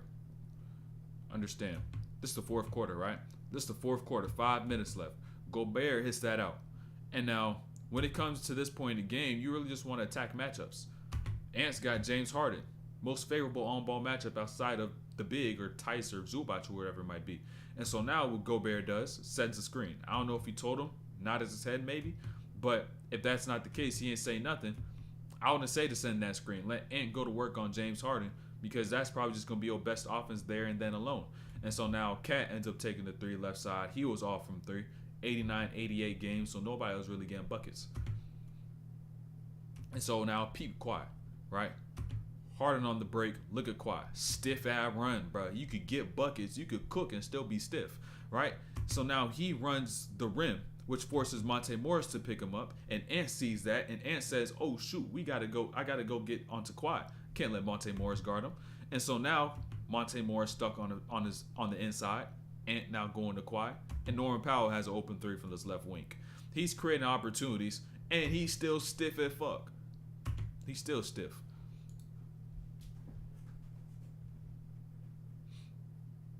This is the only time you're gonna see Kawhi off balance. This is the only time. Remember I told you Gobert got an intimidation factor. Gobert got an intimidation factor, bro. And that's why it's so tough to take advantage of Cat, right? Because look, you got Cat on the Kawhi, right? And now in the isolation, you like, all right, Cat is cooked. But with the way the Minnesota Timberwolves are built, he's not. Because guess who you got underneath the rim? You got this Frenchman in Rudy Gobert. And now this is going to make the person with the ball contemplate the fact, second guess the fact of attacking to the paint. And so what's going to happen? They're going to settle for jump shots. And now Kawhi going to chuck that up, boom, off balance, breaks that. So that's an influence as to which is not going to get put in the stats, but it's definitely present in the course of a game.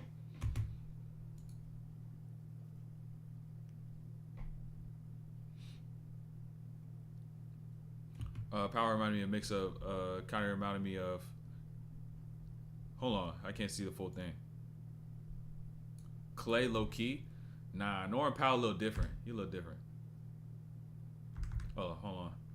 Hold on. I can't. We too far ahead. We too far ahead. Hold on. I went too far ahead. I don't know what the fuck I clicked. I think I hit my scroll wheel. But peep this though, right? This is where Minnesota be having problems. This is where they be having problems sometimes because the spacing of the floor. You got Cat down here in the paint. Then you got Gobert and he don't know where else to go. You know what I'm saying? He just be running. And now he turns the shit over, bro. But understand this though, right? This is how NBA players are, just fucking different. The Clippers are up 3 minutes left, right? You got Norman Powell on a fast break. And now what does he do? Windmill. Up 3 minutes. These motherfuckers be doing shit like this in they sleep. And motherfuckers like me gotta work for weeks and months to be able to get my vert up just to get a windmill. Motherfuckers is different, bro. He went for that shit too.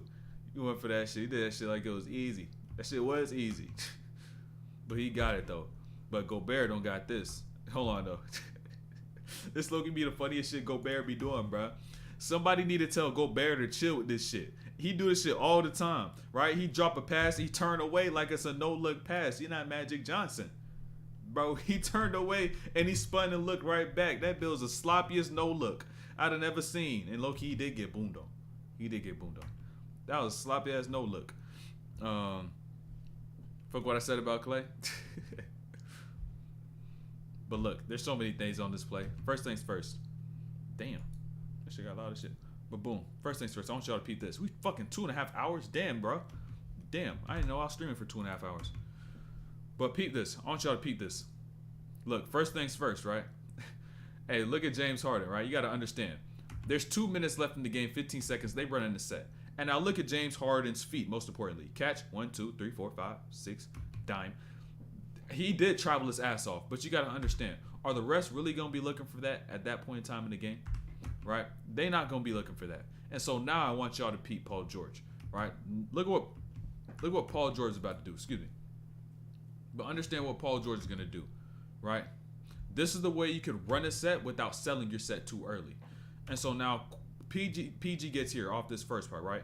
Points out to James. His chest is pointed towards the paint, right? And once that pass gets thrown, what he decides to do, he now flips out and sets the screen for Kawhi. And now this forces Cat to be late on his communication. So now backdoor happens. Kawhi right there at the lay. Boom. Bucket get that too. Another bucket, by the way, right? Another bucket. This is another Kawhi buckets where he didn't even need to use no dribble moves and he was still cooking and stiff. PG with the point out, bro. Flips out right here with the screen. Backdoor. Cat lay on the communication right here. Lay and one. Don't matter if he's stiff. He's still getting buckets.